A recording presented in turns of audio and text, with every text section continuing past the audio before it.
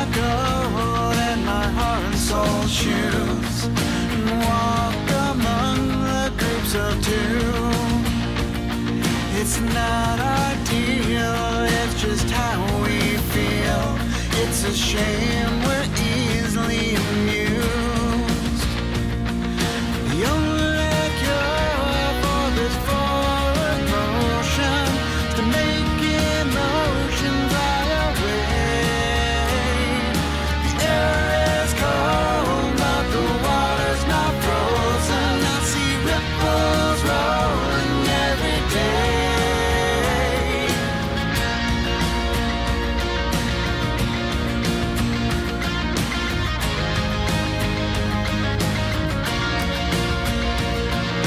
Cast a stone and get a hardcore view. Catchphrase of the day is that it's true. There's no coffee talk and only one way to please. It's a shame what you do moves me. The only cure for this forward motion is to make emotion fly away. The air is cold, but the water's not frozen. I see ripples rolling every day.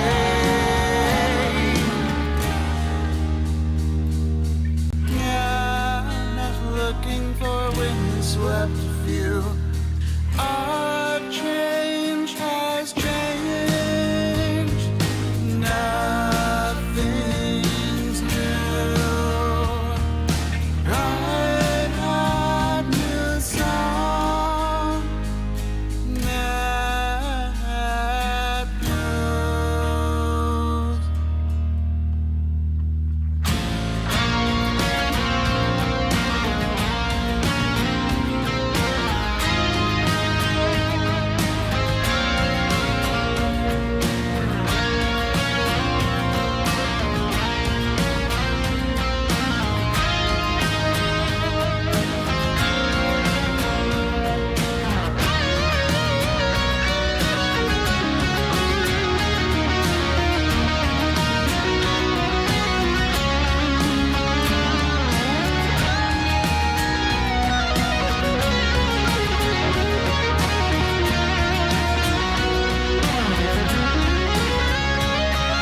The only cure for this forward motion is to make emotion fly away. The air is cold, but the water's not frozen. I see ripples rolling every day. If I could know what would do wrong, I'd take this smile.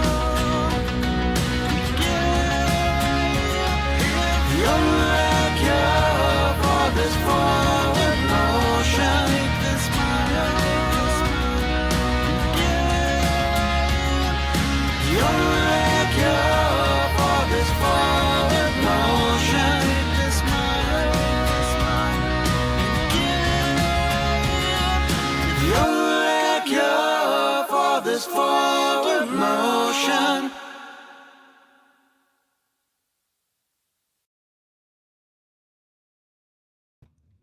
Good morning, everyone, and welcome to Rebellious 1776. My name is Lynn Hurley, and I am here with you to critique, criticize, and fact-check our nation's politicians in real time. We love watching a riveting congressional hearing around here. We like to think of it as political theater. And if you know someone who enjoy watching where their tax dollars are going, please feel free to share the love and share the show with them. And then just sit back, grab a snack and a drink. And if you're watching live, join us in the chat, as we always have an interesting conversation going on about our nation's finest in action. And if you do like talking all things politics, I know for the algorithm that at least half of you aren't subscribed. So if you would consider joining the family by subscribing, don't forget to turn on the notification bell. That way you'll always get notified whenever we have a new show coming up. And we always do members-only shows where we have a chance to talk about things a little more in depth, a little more one-on-one. We're not watching live hearings. We're just talking about what is going on for the day or the week. And if you don't want to miss out on those, please consider becoming a member. We would love having you join the conversation with us. So today is going to be a fantastic hearing. And I'm going to say that ahead of time because it's going to be talking about something that's been in the news. It needs to be in the news. It's a big topic of conversation. And that is whether or not the states have authority to secure their border when the federal executive fails to do so. So this is something we have seen time and time again and in the last several weeks and months, really, about Texas trying to take their own action on securing the border, claiming an invasion and that the federal government has failed to do their job. They have not secured the border for them. So Greg Abbott, the governor of Texas, says, dag nabbit, we're going to do it ourselves. If you guys can't do it for us, we are doing it. And around here, we tend to agree with that opinion. But today, we're going to see what does the Judiciary Committee think about that. They're going to talk about the laws and whether or not the Constitution states that the states themselves do have the authority to do so if the federal government is failing to do that for them. What are your thoughts on this? What do you guys think? I want to know. Tell me in the chat. Let's talk about it as the show goes on and see what is it that the Judiciary Committee is going to say. Tim Freestone, hey Tim, says, hell yes, states' rights, like weed laws. Okay, well, same damn thing, maybe a little bit different. But yes, I think I agree with you. States have the rights to defend themselves, right? And at this point, I mean, there are going to be people that will argue, but I do think it is an invasion at this point. We are talking about millions of unvetted illegal immigrants just being allowed to come on in. Now, maybe the government could argue if they're being allowed to come on in, are they in fact really illegal? Do you think they're going to get to that point? They haven't done it yet. But I think that's what they're trying to do. I mean, we've been watching hearing after hearing about the border, and Democrats, the one thing they keep saying is we need to legalize more immigration. We need to legalize it. So is that the route that they're headed, that they're going to say these aren't illegal immigrants because we have legalized it? Well, luckily for us, they can't do that without the Republicans agreeing to it. So we'll see. We'll see where they're going to go with this. I'm kind of expecting a little more of the same, but this is an interesting spin on it where we're actually going to be talking about whether or not the Constitution says the states themselves can secure their own border. And I'm going to make sure that we have this ready to go because I don't want to miss a minute of it. I don't know about you, but what is it? Kashi Chris saying, hey, Chris, Abbott won't go there. Do we think Abbott would agree with weed laws? LOL, although he probably uses it. You never know, right? Hey, you know what? It's my thought is, it's your body. You put in it what you want to put in it. And, the states that certainly have legalized it, especially recreationally, have made a killing on the taxes of selling weed. And if alcohol is legal, then why isn't weed? But, everybody has their own thoughts and opinions on it. So, yeah, we'll see. We shall see. But it is an interesting conversation to be had for sure. But today we are going to be focusing on the border. But let's say a quick hi to everyone who's here. Hey, David Hurley. So that was David Hurley, aka my husband. For those that don't know, that was his wonderful music that brought us in on the show, and he will take us out when the show is over with another beautiful song. So hey, Dave Hurley, what is up? Long time no see. And Mindforked is here. How are you, Mindforked? Also known as Akashi Chris. Hey, Chris. And Chris is having fun using the new emojis that I've created for our members. You can't see it here where I've put it up on StreamYard, but if you look in the chat on YouTube, you can see she's using Eggy Smalls, one of my chickens, the one you saw at the very beginning. We love Eggy around here. She is quite the character. Let's see, who else do we have? Good morning, Tim. I think I said good morning already with your comment, but wanted to make sure I didn't miss you. How are you? Bradley, how are you? The credits are rolling on a movie I just finished, and look who's on. I know it's fate. Well, we're happy to see you here watching a movie this early in the morning. Wow. Of course, you've probably been up knowing you. But yeah, this morning, watching a movie this early, I don't know if my brain is quite working to have already watched a movie. Good morning, Snoopy. How are you? So nice to see you here. And Snoopy, for those that don't know, is the author of our brand new name, Rebellious 1776, and we love it. So thank you so much, Snoopy. Oklahoma feeding Texas with it. I'm not sure what that was in regards to, but we shall see.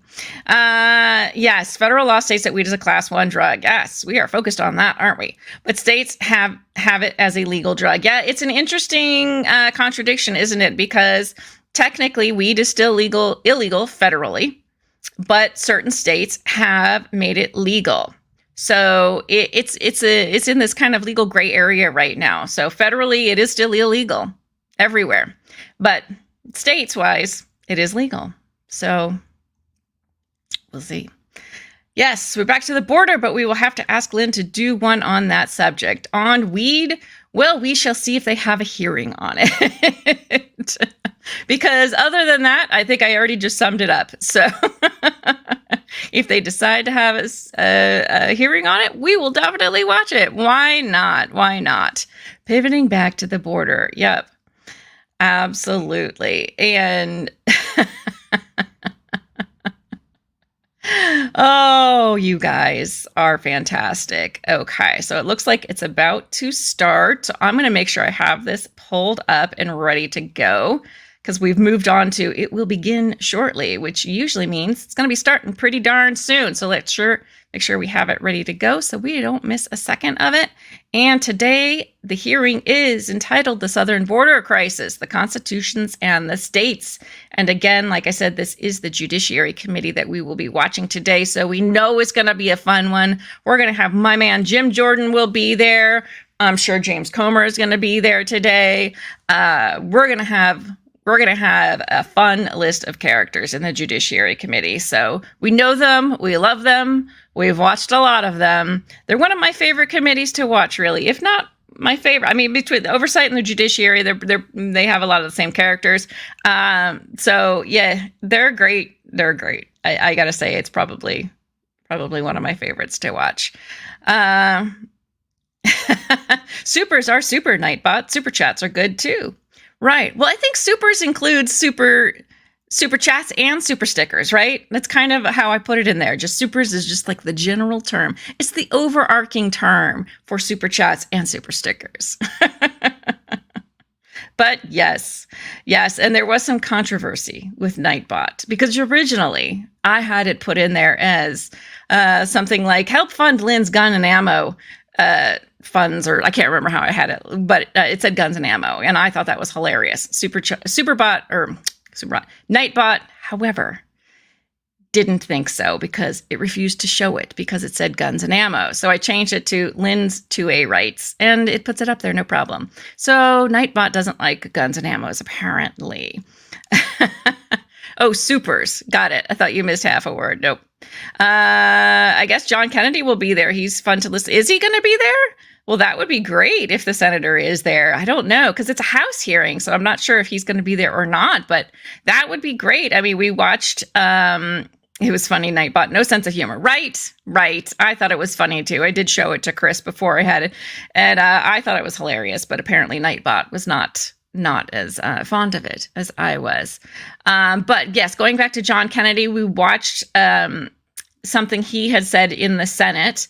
I think it was actually back in November, but he was talking about illegal immigration, and he was fantastic. You know, he talked about the United Nations Accord when they were discussing it in 1951 about how asylum is supposed to be, if someone is seeking asylum, they go to the next closest country where it is safe, and that is where they seek asylum. But that is not 90% of the people coming here claiming asylum. They could have gone to many other countries, especially those coming from, Europe. There's probably at least, 7 other countries in the Atlantic to go through before they get here. So I'm pretty sure that going via Mexico is not the next closest country if you're coming from Europe. But even, South American countries, there are many, many countries in between us and some of the people that are coming here where they could, including Mexico. So that was one really, really great point that he brought up, which was that according to the UN, of course, that we all, those of us that are involved with it, that we all agree to, which was that you would seek safety, asylum seekers would seek safety in the next closest country. And I am going to make sure I turn my phone off because I just realized that I had not. It's okay. It's all right. It's going to be a good day. So we are starting a little behind here, Judiciary Committee. We were supposed to start 6 minutes ago. What is up with everybody? Yesterday, we were going to watch a different hearing, and it wasn't the Committee on the Judiciary. It was, what was it? The Committee on Energy and Commerce, I think. And 45 minutes in, they still hadn't started. So we took a turn and we actually watched a different committee discussion on the border. And we were still going to watch something about, immigration. I think it was like Hamas terrorists or something coming over the border. But by 45 minutes late, they still hadn't started. So we went and watched something else. But there's a lot to talk about when it comes to the border. And that was a great one. We didn't finish it because I think it was like a 4-hour-long hearing. And I had started much later than I normally do. But if you guys want to watch a really good hearing on the border, check out the show I did yesterday. The link to that hearing is in the description because I know I want to go back and finish watching it. It was a really, really good one. Everyone talking John Kennedy everywhere I go, Mindfork says. Oh, really? Wow. Well, he's got a lot of good things to say lately, so I could see it. Snoopy saying, I wonder if they just gave last minute papers to Jim Jordan to read over. I am sure they are coming in. And you know what? What else is also going on right now is the Homeland Security Committee they are going over their impeachment resolution for Secretary Mayorkas. So something may be going on there.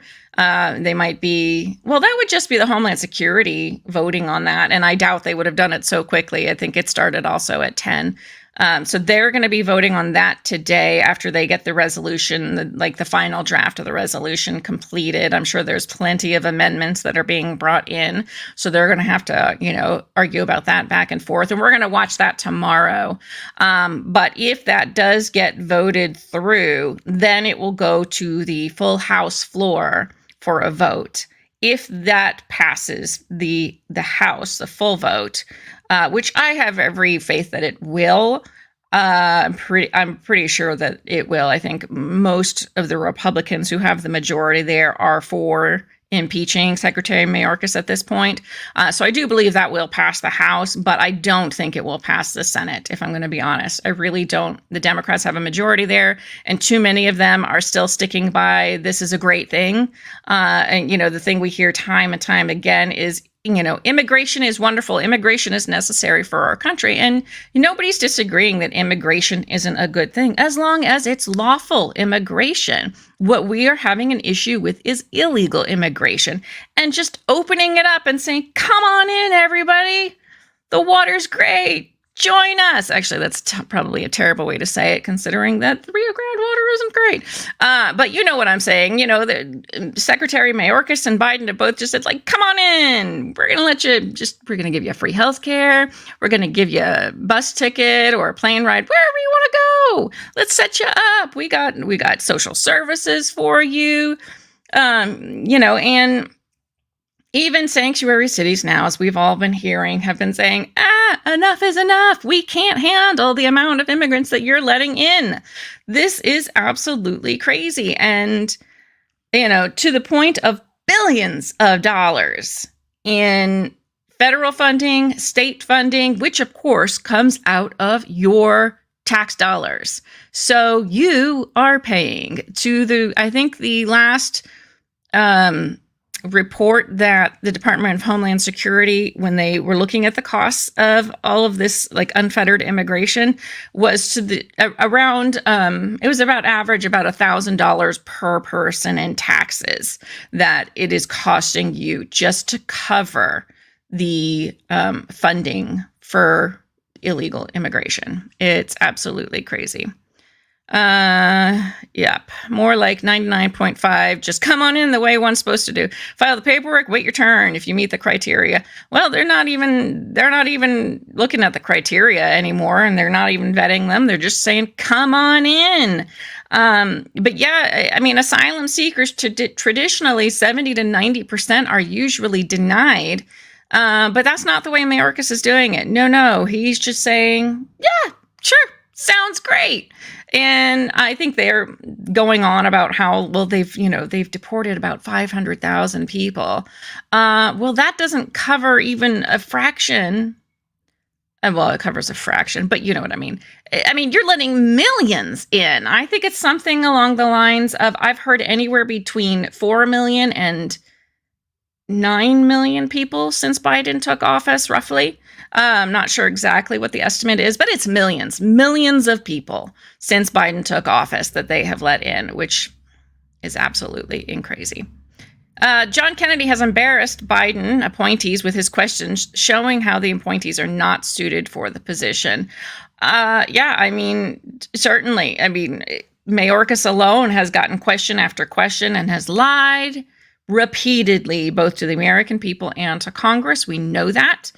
And yet, the Democrats still seem fine with it, which is just beyond reason. I don't understand why, but they seem okay with it. So we'll see. I really am looking forward to this one, because this is an important concept, not just as far as border security goes, but we're also talking about the sovereignty of states to a certain degree with this particular hearing that we're going to talk about today, and what is the role of the federal government versus the role of the states, and what if the federal government doesn't hold up their end of the deal? Then what? What powers constitutionally do the states have to come out and say, if you're not going to do it, we're going to do it? Here we go. All right. Without objection, the chair is authorized to declare a recess at any time. We welcome everyone to today's hearing on the southern border, the Constitution, and the states. Without objection, our colleagues, Mr. Biggs and Mr. Armstrong, will be able to participate in the hearing today for the purpose of questioning the witnesses if a member on the subcommittee yields him time for that purpose. I will now recognize myself for an opening statement. I want to thank our witnesses for appearing before the committee today. Thank you for your time and your service. We are here today because the President of the United States is failing to fulfill his duty to defend our country, to defend the borders of the United States, as required by the Constitution. Specifically, the Constitution states, the United States shall guarantee to every state in this union a republican form of government and shall protect each of them against invasion. Now, I've read and heard and I'm aware of the academic arguments about the definition of invasion, and I'm sure we'll cover that in the hearing today. But the reality of those of us living on the front lines, the reality of those of us who live in Texas, Arizona, and states along the border, that notwithstanding any protestations to the contrary, we are experiencing an invasion at the southern border. Since the beginning of this administration, there have been more than 7 million encounters at our southern border. Now, that in and of itself doesn't define an invasion. But when you compare it to the 2.4 million encounters of the previous administration, and when you look at what's actually occurring now, with over 5 million aliens having been released into the United States, which includes more than 1.8 million known gotaways, This is a mix of releases, gotaways, people that have come in under the so-called CBP One app released, people that have been released in the United States with dates to appear as late as 2035, 2031, 2, 4, 5. And these numbers on the gotaways, by the way, are likely conservative estimates. Secretary Mayorkas himself admitted some 85% of migrants encountered at the border are being released immediately, automatically released into the United States. That is not a border. That does not allow for any actual determination of an asylum claim or any legitimate claim under law. Importantly, these releases include hundreds, thousands of criminals that have wreaked havoc on our communities. In 2022, 20-year-old Kayla Hamilton was raped and murdered in her home in Maryland by an MS-13 gang member released by this administration. We have examples like that in every state in the union, and we have hundreds of examples like that in Texas of criminal activity, of people being released by this administration. Even those with ties to extremist groups and activities have entered the country through our border. This includes a migrant wanted in Senegal for terrorism-related crimes. Last March, a member of the terrorist group Al-Shabaab crossed the southern border, was released, traveled to Minnesota, where he was eventually arrested by ICE. Again, there are many of these examples. Indeed, since the beginning of fiscal year 2021, 331 known or suspected terrorists have been caught crossing the southern border. Now, I know my colleagues on the other side of the aisle, some witnesses will pull that apart about, well, what lists do you have that are associated with terrorists? Is it a real terrorist list? Well, is it FARC, but it's not a certain part of the world?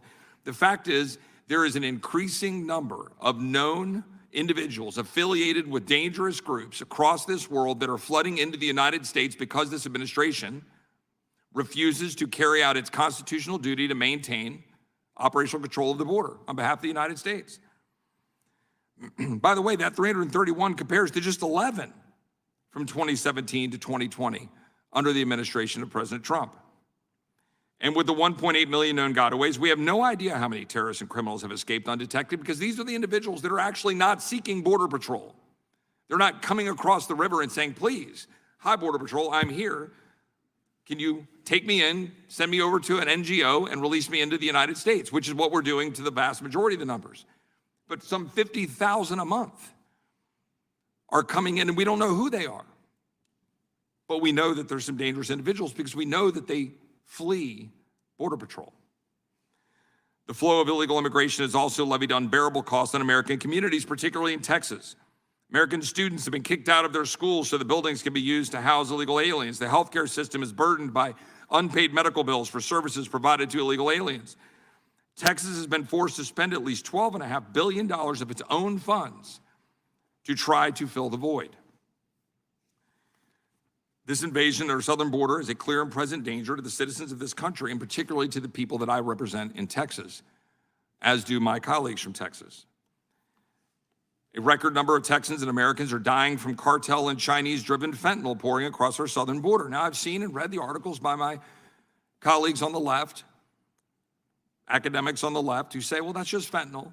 It comes through the ports of entry. Nothing you can do can stop that. It has nothing to do with the fact that we have wide open borders, despite the fact that the experts on the borders, the Border Patrol folks who have to actually do the job, who are pulled off the line to process people in direct contravention of our laws, they will tell you that this is much worse because they're unable to police the borders. They're unable to do their job between the ports of entry or at the ports of entry at the level that they should be able to do so.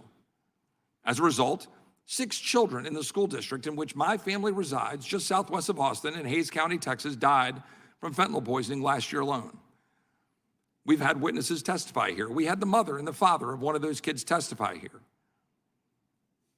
We just ignore it. We ignore this grim reality of what's happening to our country. Since 2021, over 5,000 people have died of fentanyl poisonings in Texas alone, but Texas has actually been on the low end historically, but it's going up. Most of the traffic went through Texas to other parts of the country, but now it's sticking. More than 75,000 Americans have died of fentanyl-related poisonings in 2022 alone. We're still waiting for the 2023 data. over 200 a day. It's basically an airplane full of human beings that are American citizens or people that live in this country who have died from fentanyl-related poisonings every day. I met last week in Brackettville, Texas, about 3 hours from my house, about 45 miles from Eagle Pass, with about 200 landowners and local officials in South Texas, breaking down in tears at the destruction of their community. One rancher who's had to fix his fence 400 times. He's had to repair his fence 400 times in the last 3 years. A ranch he's had in his family, losing livestock. Now, people dismiss that as if it's no big deal, but it is a really big deal to the families and the ranchers who have ranched South Texas for years. Talk to residents who live near the border, have high-speed car chases that are commonplace, that result in the death of American citizens recently and migrants. We act like this is compassionate, that 1,000 migrants died along the southwest border of the United States last year. Almost 1,000. And this flow of illegal immigration has enriched and emboldened the cartels. John Mudlin, the chief border patrol agent in the Tucson sector, has told Congress that, quote, nobody crosses without paying the cartels. So the cartels determine when people cross, how many people cross at the time, all of that. It's controlled by them. Now, we all know that. We've seen numerous embed reporters who start in South America, come up through the Darien Gap, go through the entire process that the United Nations is fueling, China is helping fund, cartels are getting enriched by, moving human beings for profit into the United States through a dangerous journey where individuals die along that journey, little girls get sold into the sex trafficking trade. All of that happens, and it's purposeful to flood the United States so that people like our colleague, Yvette Clarke from New York, can say, quote, I need more people in my district just for redistricting purposes, end quote. In the context of a conversation about saying there's no more room in the inn for people to come to the United States. That was the direct quote. This is very clearly an invasion. It is a purposeful one, and it's inflicting dangerous consequences on our country and the people of Texas. We're here to talk about the constitutional powers for states to be able to manage that process in the absence of any effort by the federal government. The Constitution contemplates that states could repel and defend themselves against invasion because they expected the federal government to do its job. In almost a throwaway clause at the end of Article 1, but a clause nonetheless, it says the governors, the people of the state, have the right to defend themselves. It says, quote, no state shall, without the consent of Congress, lay any duty of tonnage, keep troops or ships of war in time of peace, enter into any agreement or compact with another state or with a foreign power, or engage in war, unless actually invaded or in such imminent danger as will not admit delay. Now, why would this be? Could it be because, as Thomas Jefferson put it, self-preservation is paramount to all law? The fact of the matter is, of course, the people of Texas have a right to defend themselves, just as I have a right to defend my home and my family if it is under attack. I don't go check the statute book. I don't go open the Constitution to determine what I do in the face of a danger posed to the people in my home, my family, as a citizen who derives his rights and the rights for my family from God, not from the government. We have the right to defend ourselves. It is inherent. The Constitution reflects that, and it reflects the fact that governors and states should step in if the federal government refuses to do its job. I look forward to hearing the comments from our witnesses and get their perspectives on these topics.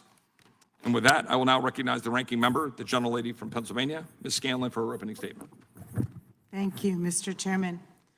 From a constitutional perspective, which is, after all, the purview of this subcommittee, the answer to the question posed by today's hearing, the extent to which states can act independently of the federal government with respect to immigration matters, including border enforcement, has been well-settled law for over 150 years. The Supreme Court has been unequivocal that the Constitution does not allow states to reject federal policy and set up their own immigration regimes, and that when a state purports to stand in the federal government's shoes and take over federal immigration enforcement, it unlawfully violates the principle that the removal process is entrusted to the discretion of the federal government. So why is this hearing happening today? To try to breathe life into a crackpot legal theory that is so extreme that even hardcore conservative scholars have rejected it, declaring correctly that this is an attempt to subvert our constitutional order for political purposes. Federal supremacy over immigration rests on several constitutional bases. These include the federal government's inherent power over the conduct of U.S. relations with foreign countries, including with respect to matters of national security, and its power to establish a uniform rule of naturalization as provided for in Article 1, Section 8. Federal law governing immigration is the supreme law of the land, and state laws may not undermine the comprehensive and complex federal regulatory framework governing immigration. We cannot have 50 different sets of immigration laws, each of them potentially having different foreign relations and national security implications. Such a system would be chaotic. It would leave the country vulnerable, and it would make Americans less safe. That is why the Constitution's framers entrusted those matters to the national government to the exclusion of the states. Attempts by the states to enact and implement their own immigration enforcement policies that conflict with federal law are clearly unconstitutional. In pressing the extreme and unconstitutional legal theories that the House majority and its witnesses are making today, they're attempting to put the rabbit in the hat, even as they're blocking bipartisan legislation to address border security and funding. They're arguing that the federal government's failure to have a stronger border security gives states a license to enact their own immigration policies. So this is a fallacy. Our Constitution doesn't say the states are free to ignore the Constitution and Supreme Court precedent unless the House Freedom Caucus gets its way. It is Congress's responsibility to enact immigration legislation and the funding necessary to implement it. Enacting such legislation requires compromise, bipartisanship, and actually voting on measures which can be signed into law. But the House majority is not interested in meeting that responsibility and has blocked the president's request for supplemental border funding and is now refusing to even consider a bipartisan border security bill that has been hammered out by Senate Democrats and Republicans with the administration. And they've done so at the urging of the disgraced former president who wants to campaign on lies about border security. As we will see, the fringe legal fantasy being pushed in this hearing and by some state officials hinges on a tortured reading of the Constitution that defies both constitutional history and legal precedent. They're promoting the idea that the states have the power to take matters into their own hands because they're being invaded, and they claim that that meets the language of Article 1, Section 10, Clause 3 of the Constitution. Our founders and credible legal scholars are clear that the Invasion Clause refers to protection against armed hostility from a nation-state or organized political entity, not people fleeing danger in their home country and seeking protection under international and U.S. asylum laws, and not even from those engaging in criminal activity. And we should be clear that the courts have considered the volume of immigrants coming to our border when repeatedly reaffirming that this migration crisis does not equal an invasion. I cannot decide which is more disturbing, the torturous attempt to evade the clear constitutional order or the racist dog whistles and inflammatory and demagogic rhetoric being used to justify this invasion argument. We also need to be mindful of the damage done to our constitutional order when advocates for this extremist position are really saying that states are not bound by federal law or Supreme Court decisions with which they disagree. It is disturbing when the chair of the House Judiciary Subcommittee on the Constitution posts on social media that Texas should ignore the Supreme Court's decision last week after the court held the federal government could remove razor wire that Texas had unlawfully placed at the border. The truth is that Republicans in the House, some state officials, and the national leader of the Republican Party want to block bipartisan action on immigration reform so that they can campaign on the issue. They want to grandstand in camo at the Rio Grande and impeach officials so they can campaign on bluster and boogeymen rather than doing the hard work of actually solving problems.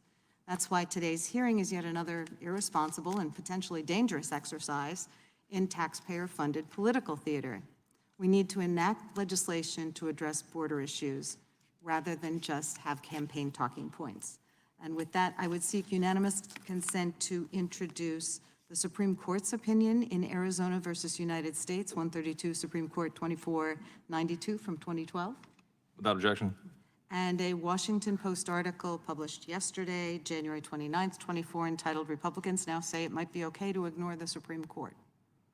Definitely without objection. Thank you. I yield back. With that, I do not believe the chairman is here. I will recognize the ranking member of the full committee, Mr. Nadler, for his opening statement. Thank you, Mr. Chairman, and congratulations on assuming the chairmanship of this subcommittee. I served as chairman and ranking member of the subcommittee for 13 years, and it holds a special place in my heart. Unfortunately, today's hearing is not an auspicious start. It is based on a crackpot legal theory that would have the public believe that federal supremacy over immigration and foreign relations is an open question. There is no open legal question regarding the state's subordinate role in immigration, foreign policy, or border security. The Constitution is clear. The federal government is supreme in these matters. And it is well-settled law that the Constitution gives the federal government primary authority over immigration matters. As Justice Kennedy, a Reagan appointee, wrote, quote, "The government of the United States has broad, undoubted power over the subject of immigration," close quote. The Constitution explicitly provides Congress with the power to establish a uniform law of naturalization and task the federal government with conducting foreign commerce and foreign relations, which the Supreme Court has repeatedly noted are interlinked. As the Court has observed, the treatment of foreign nationals within the United States can impact foreign diplomacy and trade, including the treatment of Americans abroad. There is good reason, then, why the framers assigned these responsibilities to the national government. On matters of immigration and foreign policy, the nation must speak with one voice. We cannot have 50 different immigration or foreign policies. Otherwise, there would be chaos at home and danger to Americans abroad. The Supremacy Clause further ensures that the Constitution and duly enacted federal laws are the supreme law of the land, trumping any state laws to the contrary. Despite the Supreme Court's crystal clear reasoning to the contrary, we will hear from the majority's witnesses today that the states retain the sovereign power to exclude foreign nationals. That contention was part of the doctrine of John C. Calhoun of nullification. I thought Andrew Jackson and the Civil War settled this definitively and put this notion to rest. Nonetheless, on this basis, the majority and its extreme MAGA Republican allies make the preposterous argument that the states can ignore the federal government and the Supreme Court because the Constitution permits states to defend themselves from imminent invasion when the federal government has failed to act. There are so many practical and legal problems with this outrageous and absurd theory that I do not know even where to begin. Any logical, or dare I say originalist, interpretation of the framers' use of the word invasion in the Constitution makes it clear that the word invasion refers to an imminent attack by foreign armed forces. Multiple federal courts presented with this question have concluded there is, in the words of the Third Circuit, quote, "no support for a reading of the term invasion to mean anything other than a military invasion," close quote. It clearly does not mean the so-called invasion that MAGA Republicans scream about day and night in their extreme right-wing media echo chamber. That invasion rhetoric is often a dog whistle for the Great Replacement theory, a racist and anti-Semitic trope that suggests that a liberal cabal is directing non-white populations to, quote, invade Western countries to replace their, quote, native white populations. After all, who can forget the neo-Nazis and white nationalists chanting, "Jews will not replace us," in Charlottesville? I trust, however, that the American public knows the difference between armed soldiers crossing the border and mothers with their children fleeing violence in the hopes of claiming asylum, as is permitted under federal law. There is, then, no constitutional basis for this MAGA Republican argument that Texas or any other state can ignore federal law at the southern border. If there is no real constitutional controversy, why are we here today? The real purpose of today's hearing is to serve as one more distraction from the MAGA Republican majority's total failure on border policy. In their desperation to avoid blame for their utter inability to govern, MAGA Republicans instead seek to justify unconstitutional state action by blaming the Biden administration and threatening to impeach Secretary Mayorkas. But if they are looking for someone to blame, they should be pointing a finger at themselves. The Constitution invests Congress with the authority to address immigration and border security policy. Yet instead of doing the hard work of negotiating a bipartisan approach to immigration and border security, as is being done in the Senate, the Republican majority is holding hearings like this one. And they are taking their marching orders from former President Trump, who within the past few days has publicly called on House Republicans to sink a border security deal before most members have even seen the text, no matter what it says, all so that he has an issue to run on in November. I must also note that I was deeply disappointed to see the chairman's public call for Texas to ignore the Supreme Court's order allowing the federal government to remove razor wire that Texas placed on the border. Such remarks from the chair of the Constitution Subcommittee, no less, are highly irresponsible, dangerous to our democracy, and sadly typical of the extreme MAGA Republicans this Congress. This hearing is nothing but a shameful exercise in political theater, but I appreciate the witnesses for appearing, and I look forward to their testimony. I yield back. I thank the ranking member, for his kind acknowledgement of my assuming the gavel of the Constitution Subcommittee, and obviously his work prior to that. I would simply note that the New York City mayor said, quote, "The migrant crisis will destroy New York City." So it sounds pretty dangerous to me when we're talking about the current dangers this country are facing. Without objection, all other opening statements will be included in the record, and we'll now introduce today's witnesses. The Honorable Mark Brnovich. Mr. Brnovich is a partner at Boies, Schiller, Flexner, LLP, and the former Attorney General of Arizona. Prior to serving as Attorney General, he served as an Assistant Attorney General in Arizona as an Assistant United States Attorney. Mr. Christopher Hayek. Mr. Hayek is the Director of Litigation at the Immigration Reform Law Institute and is responsible for overseeing ILRI's public interest litigation. ILRI is a nonprofit legal organization that advocates and litigates for responsible immigration policies. Mr. Brent Webster. Mr. Webster is the first Assistant Attorney General of Texas. Point of personal privilege, a position that I once held, so I know the job well. Prior to joining the Attorney General's office, Webster served as a criminal prosecutor in Texas for 10 years and served as the first Assistant District Attorney in Williamson County, Texas. He has also served as a civil litigator and criminal defense attorney in private practice. Mr. Omar Jadwat. Mr. Jadwat is the Director of Immigrants' Rights Project at the American Civil Liberties Union. He has litigated a number of cases involving immigration law while at the ACLU. He first joined the ACLU as a Skadden Fellow in 2002. And we will begin by swearing you all in. Would you please rise and raise your right hand?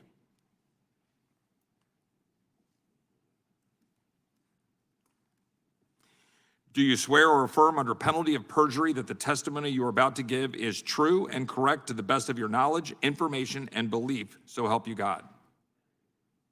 Let the record reflect that the witnesses have answered in the affirmative. Thank you. Please be seated. Please know that your written testimony will be entered into the record in its entirety. Accordingly, we ask you to summarize your testimony in 5 minutes. Mr. Brnovich, you may begin. Mr. Chair, Madam Chairwoman, thank you very much for having me today. Once again, the views expressed today are my own, and I'm here today as a former two-time elected state attorney general, as well as a former federal prosecutor and state gang prosecutor. I am proud to have served our country in the United States military as an Army Judge Advocate General, as well as being a first-generation American. I understand the American dream in this issue better than most. Our nation is founded upon the rule of law. And as I sit here today, not only as a former federal prosecutor and a state gang prosecutor, but a husband and as a parent, I worry our nation is under assault from cartels and gangs that have seized control of our southern border. We have seen an unprecedented amount of lawlessness, human smuggling, sex trafficking, and illegal drugs flooding into this country. And I do believe, and we've written a formal legal opinion stating that this is an invasion pursuant to the United States Constitution. The State Self-Defense Clause in Article 1, Section 10 provides that a state may defend itself when it has been actually invaded or in such imminent danger as will not admit delay. And the state does not need the consent of Congress to do so. The Invasion Clause in Article 4, Section 4 provides that the United States shall protect each state against invasion. This clause provides dual protection against an invasion broadly defined. And this includes not only defending against actions by foreign hostilities, but also other enterprises and more powerful neighbors, as the Constitution states. This encompasses a broad self-defense against non-hostile actors such as cartels and gangs operating at our southern border. Furthermore, the Import-Export Clause in Article 1, Section 10 also recognizes that states retain sovereign authority to execute inspection laws, which requires operational control of the state's border to channel entry of goods to authorized ports of entry. This is an aspect of the historical police power that is expressly reserved for the states. In sum, both the power of self-defense against actually being invaded and the power to execute inspection laws are sovereign powers that have been retained by the states under the U.S. Constitution, and this allows the states to permit an on-ground invasion of their borders that is a threat to public safety and security. The on-ground violence and lawlessness at our southern border has been caused by the cartels and gangs is extensive, well-documented, and persistent. Therefore, it satisfies the definition of actually invaded an invasion of the Constitution. And two conclusions flow from this. First, the federal government has a duty to protect states under the Invasion Clause. Second, when the federal government fails to meet its constitutional duties, states retain the independent authority under the State Self-Defense Clause to defend themselves when actually being invaded. There is nothing in federal constitutional or statutory law authorizing the federal executive to thwart the states from ensuring on-the-ground safety and an orderly border within their states. Nor is there any conflict with this and the orderly conduct of immigration policy by the federal executive. No state should ever be put in the position that border states have been put in through the federal government's recent actions. The federal government is failing to fulfill its duty under Article 4, Section 4 of the Constitution to defend the states from invasion. The State Self-Defense Clause exists precisely for situations such as the one present. But please, let us always remember, the states created the federal government, not the other way around. And when the federal government refuses or neglects to protect its citizens, the states have an obligation and the ability to do so. Thank you. Thank you, Mr. Brnovich. Mr. Hayek, you may begin.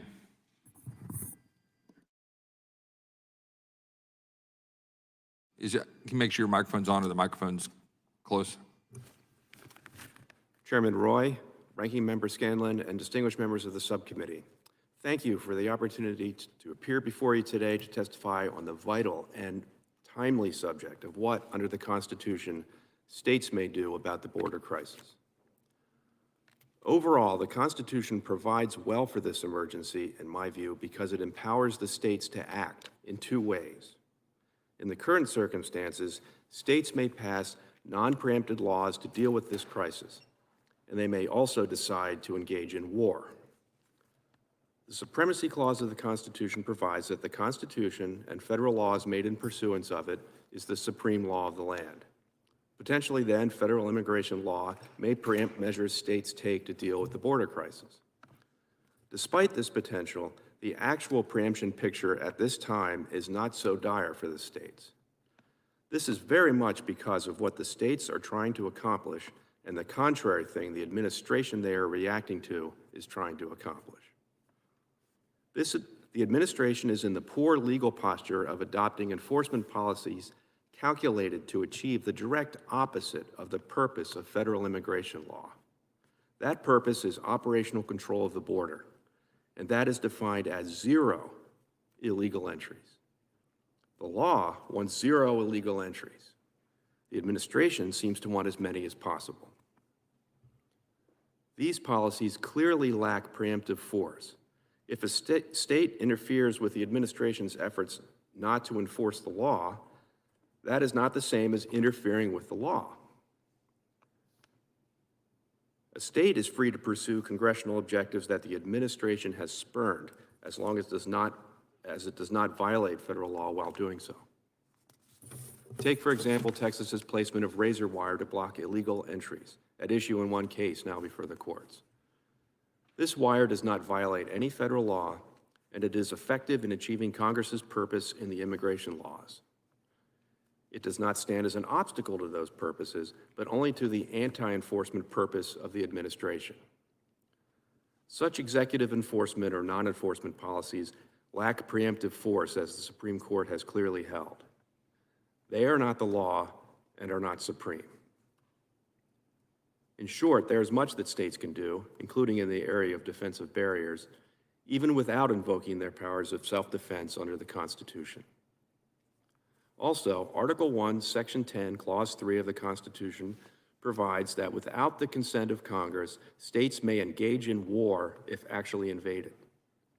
Governor Abbott of Texas has invoked this provision and acted under it, declaring that his state is being invaded by the trafficking cartels, which are given cover and material support by the flood of illegal aliens from around the world who pay the cartels to smuggle them in.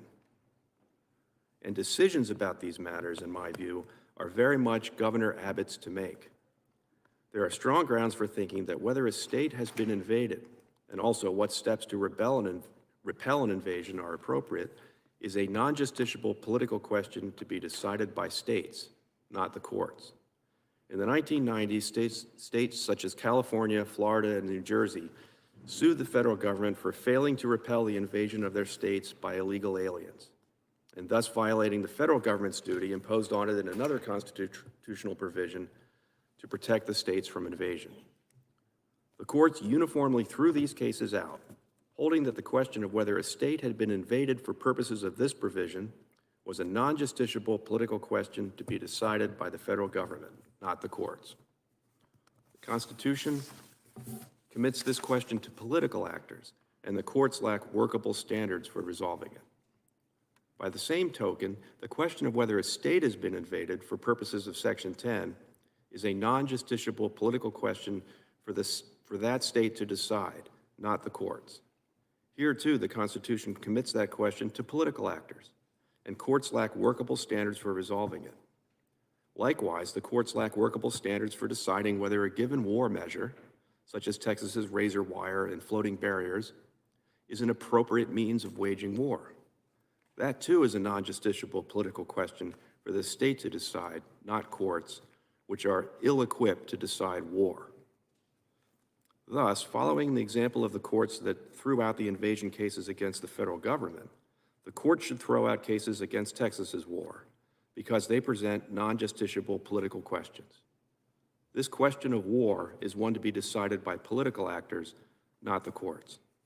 Thank you. Thank you, Mr. Hayek. Mr. Jadwat, you may begin. Oh, okay, sir. Mr. Webster, you may begin.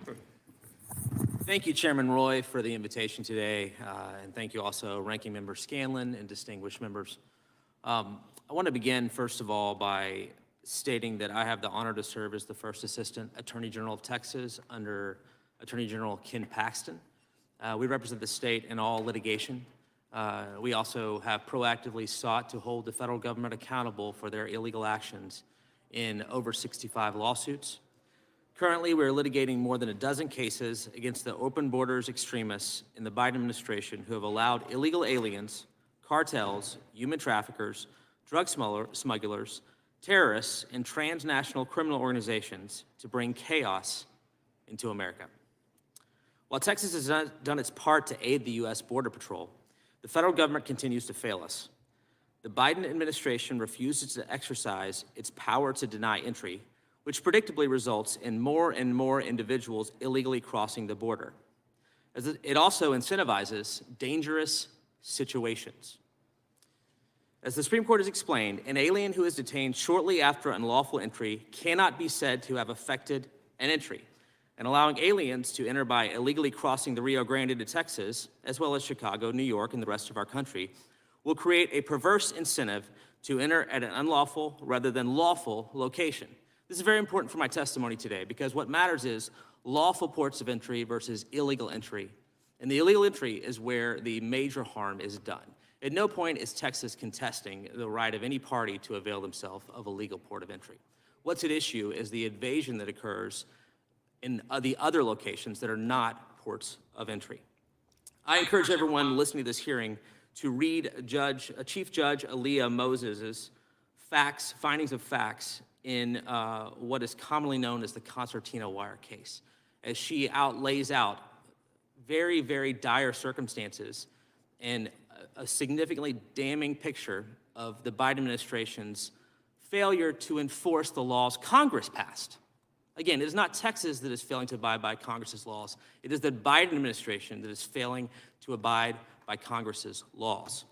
Now, to be clear, Governor Abbott has invoked his constitutional right to self-defense, and rightfully so.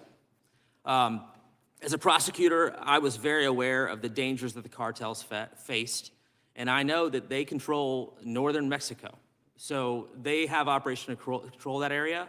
They are functionally the government, the governing body of that area, and they are leading this incursion. They're interested in making money. They make money off of human trafficking, off immigration, drugs, you name it. They're down for whatever way, but their goal is to invade our nation.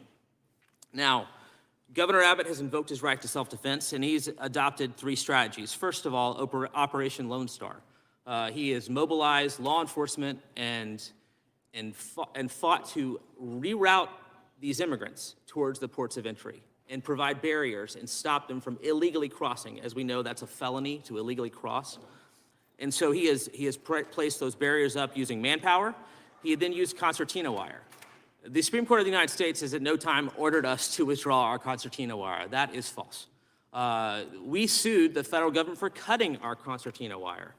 And to read from Judge Moses's opinion, Border Patrol agents can be seen cutting multiple holes in the concertina wire for no apparent purpose other than to allow migrants easier entrance further inland.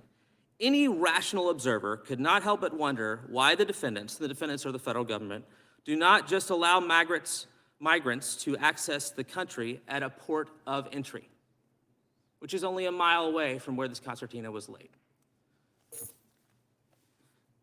Instead of supporting our attempts to route these individuals to the port of entry and prevent the felony of illegally crossing at the border, the federal government has turned their guns against us and used their resources to sue the state of Texas for defending itself. They are snubbing their nose at Congress. They show up in the U.S. Supreme Court, and they argue that they have prosecutorial discretion to disregard the laws Congress passed in the 90s. Congress should care about that, and Congress should do something about that. And so I'm here today to ask help from Congress. Please help Texas. Please help stop this invasion. Thank you, Mr. Webster. And now, Mr. Jablot. Thank you, Mr. Chairman and members of the subcommittee for the opportunity to testify on this important subject. For 150 years, the Supreme Court has been crystal clear. Regulation of entry into and expulsion from the United States are federal matters from which the states are excluded. From Chilong versus Freeman in 1875 to Arizona versus United States in 2012, the court has repeated this point over and over. States can't evade this rule by claiming they are merely stepping into the shoes of the federal government and enforcing federal laws. Again, this I don't think anybody has claimed that. In Arizona, the Supreme Court underlined that when a state purports to take over federal immigration enforcement for itself, it unlawfully violates the principle that the removal process is entrusted to the discretion of the federal government.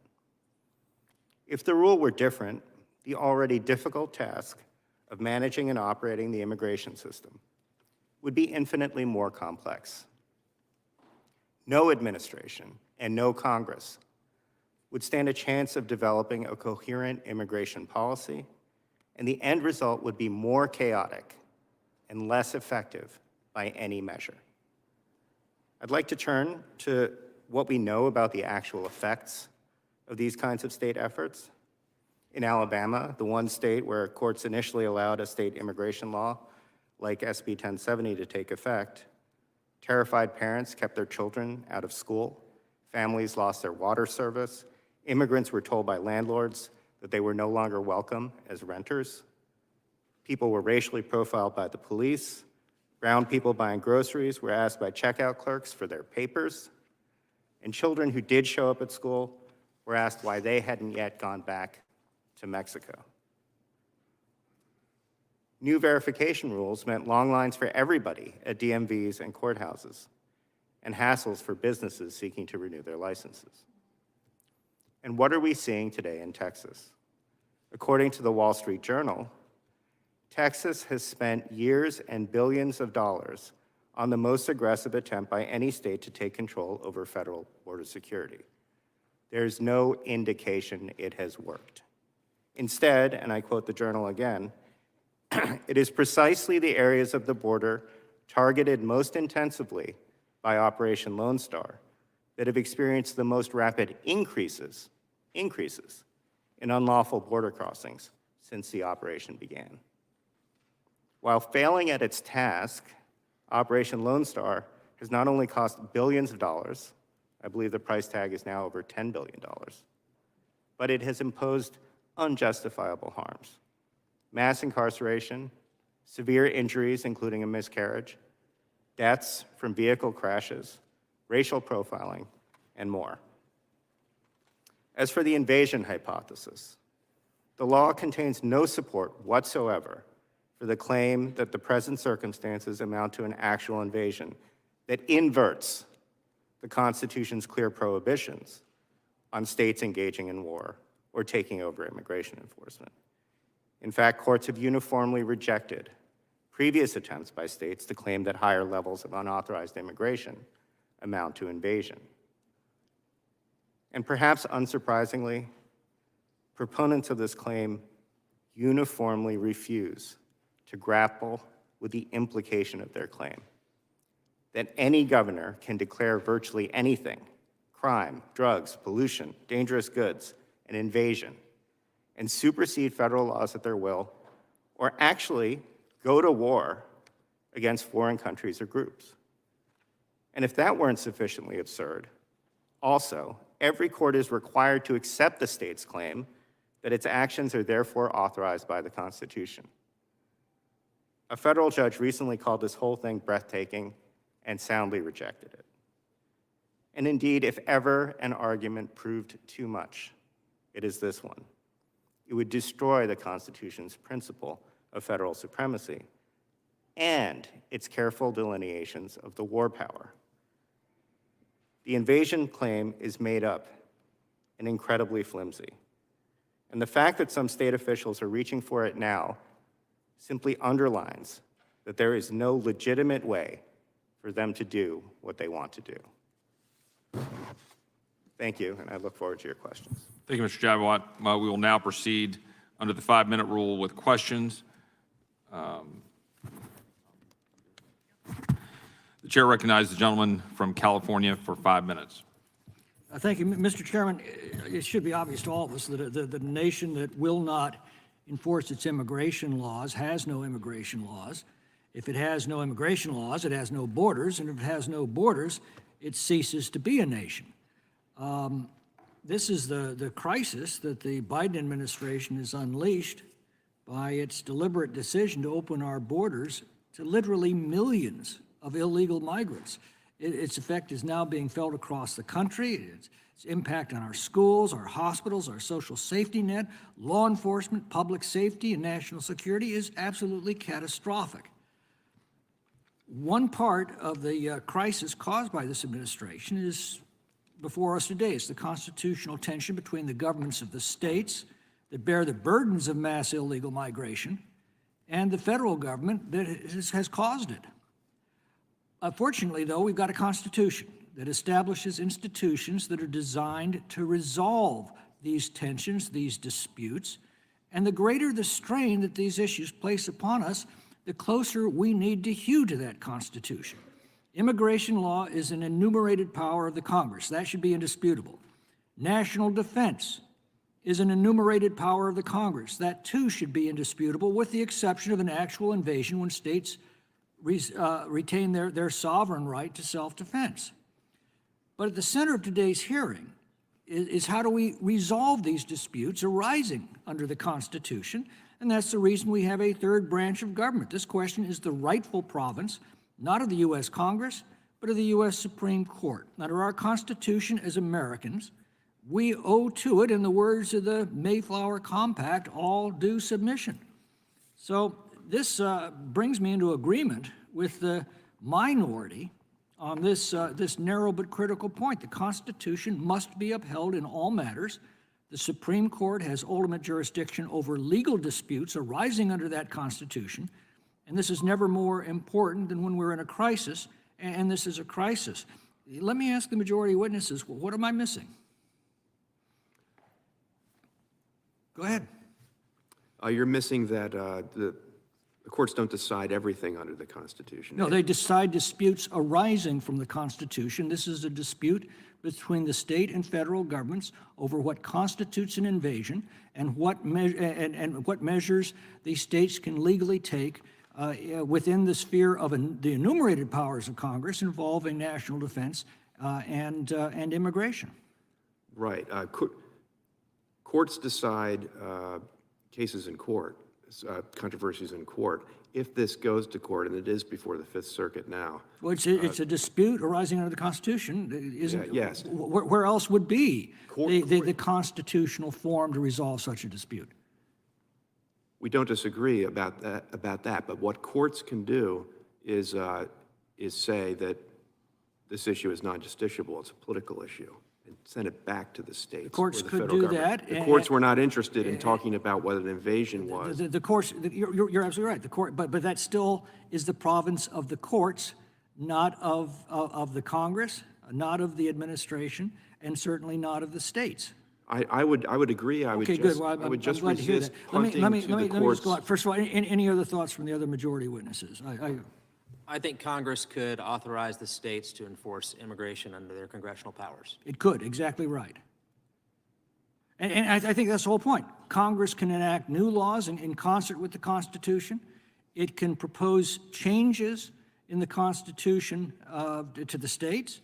And from that standpoint, you're in the right place. We're the legitimate place to propose changes to the Constitution or to change the laws under that Constitution. The fact remains, the issue's not going to be solved, though, by bills that won't be signed or laws that won't be enforced or funds that will only be used to expedite more illegal entries into the country without expelling any. And it's not going to be solved by replacing one leftist official with another. It's going to be solved by the American people electing an administration that's actually dedicated to enforcing our laws, upholding our nation's sovereignty, and defending our country. But this is not a place to resolve the disputes arising between the states and the federal government. That belongs to the courts. The enforcement belongs to the executive branch. It is not doing its job. This was set in motion by the American people that elected that administration. I tell them, if you voted for this administration, this is exactly what you voted for. And if you're surprised by that, you weren't paying any attention, because this is exactly what they promised to do. This is exactly what they've done. And this is exactly what they've defended for the last 3 years. Thank you, Mr. Chairman. I yield back. Thank the gentleman from California, and I'll now recognize the committee ranking member, Mr. Nadler. Thank you, Mr. Chairman. Mr. Chairman, I find myself in rare agreement with Mr. McClintock, not on the subject of immigration and not on the actions of the Biden administration, not on the causes of what's happening, but on the constitutional question, which is clear. Mr. Jadwat, is there an open legal question as to whether the states have independent authority over immigration and foreign policy, or is it clear that the Constitution gives the federal government primacy over these matters? No, Mr. Congressman, it's clear that that is the federal government's job. And generally, how would you characterize the Supreme Court's rulings in cases where the federal government has challenged state regulation of immigration matters on the basis that such regulations are preempted by the Supremacy Clause and federal law? Have they been more favorable to the federal government or to the states? To the federal government. And how would you characterize these rulings in general? Again, I think it's clear. The court has reiterated time and again that this is an area where the federal government has exclusive authority, and that states can't enact their own rules or purport to step into the shoes of the federal government and enforce federal laws. Thank you. Now, the premise of this hearing is that we are faced with an invasion from abroad, a foreign invasion, and that the states have the power under the Constitution to repel an invasion. Now, multiple federal courts have presented with this question, have concluded, in the words of the Circuit Court, of the Third Circuit rather, quote, that there is no support for reading the term invasion to mean anything other than a military invasion. unquote. Mr. Jadwin, has there been any military invasion of the United States? Any foreign armies crossing our borders recently? No, sir, not to my knowledge. Not in fact since 1814. I'll take that, yeah. Yeah, I would not include the Confederacy. That was a civil war. Now, is there any question that the term invasion does not refer to what's happening now because there's no military force invading us, and that whatever is happening at our border, however you want to characterize it? How do we know that when we're not vetting them? How do we know there's no military Yeah, force? I think that's clear both invading? under, the decisions of the courts that have discussed that question and under the plain terms of the Constitution itself.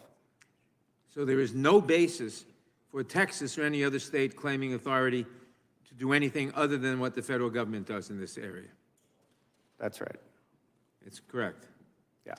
Thank you. Are you familiar with the Great Replacement conspiracy theory? Yes. How does the argument we heard here today that there is a, quote, actual invasion of the southern border feed into this racist conspiracy theory?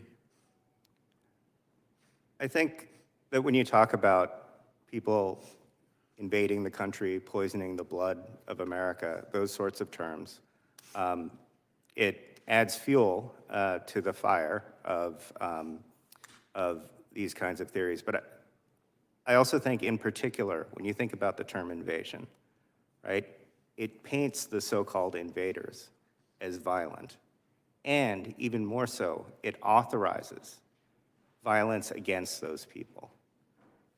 In war, we can do things that would be illegal in any other context.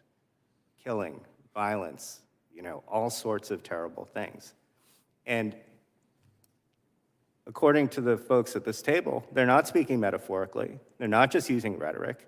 They are actually authorized to engage in war against people who are coming to this country. That, I think, is profoundly dangerous. So you think that promoting this actual invasion argument is not only wrong as a matter of law, but potentially dangerous to innocent people and to the country as a whole? Yes, I do. Let me ask Mr. Hadjic, given the court's uniform, every decision I'm aware of, interpretation of the term invasion in the Constitution as meaning a foreign invasion by a military force, how do you justify Texas or any other states' independent actions in this area? But by the Constitution, it's the only there's no sort of law of war, Clausewitzian definition of invasion that has anything to do with that I constitutional just quoted provision. the Third Circuit that says no support for reading of the term invasion to mean anything other than a military invasion. And every other court that has addressed this issue has said the same thing. You're saying that every federal court you're saying that every federal court is wrong, and you're right. The courts that have said that, I believe, are wrong. The Constitution simply uses the word invasion, and it would carry its meaning in ordinary language. And if you look at dictionaries at the time... And forget dictionaries. Our courts interpret the Constitution and authoritatively, and our courts have interpreted... So, Mr. Nadler just said he doesn't care what they meant in the Constitution. And anything to the contrary is nonsense. I yield back.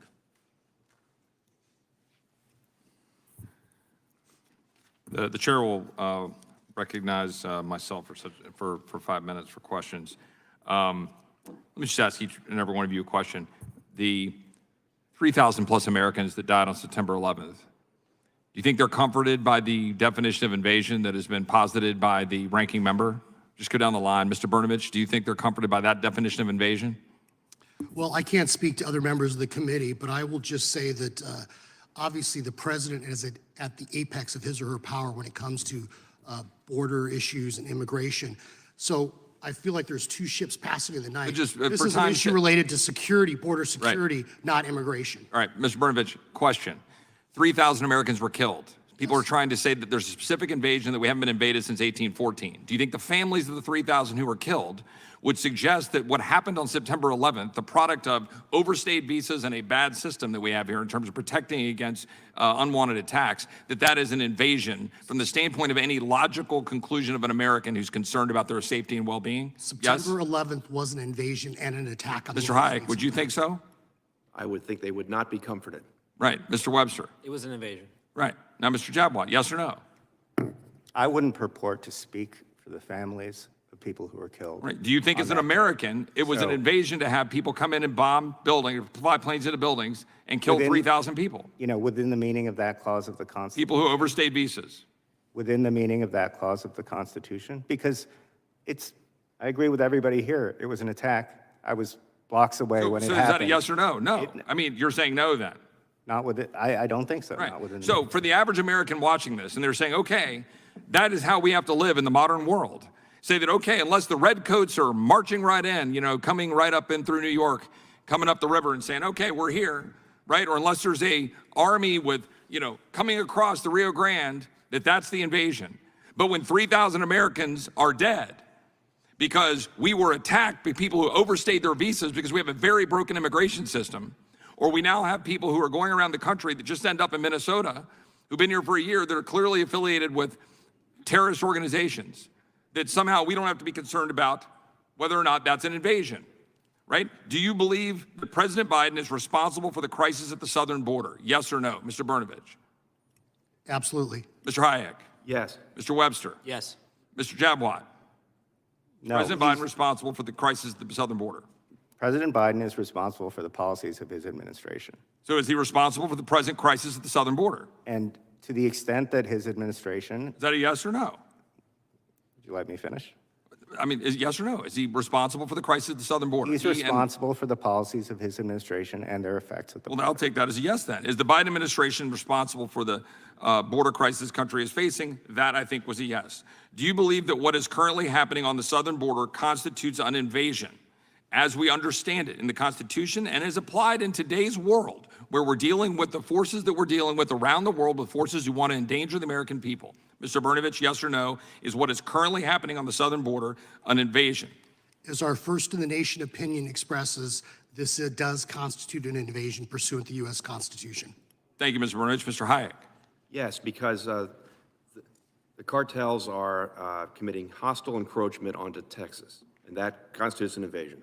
Thank you, Mr. Hayek. Mr. Webster? Yes, absolutely. And Mr. Jabwat, I think we know the answer.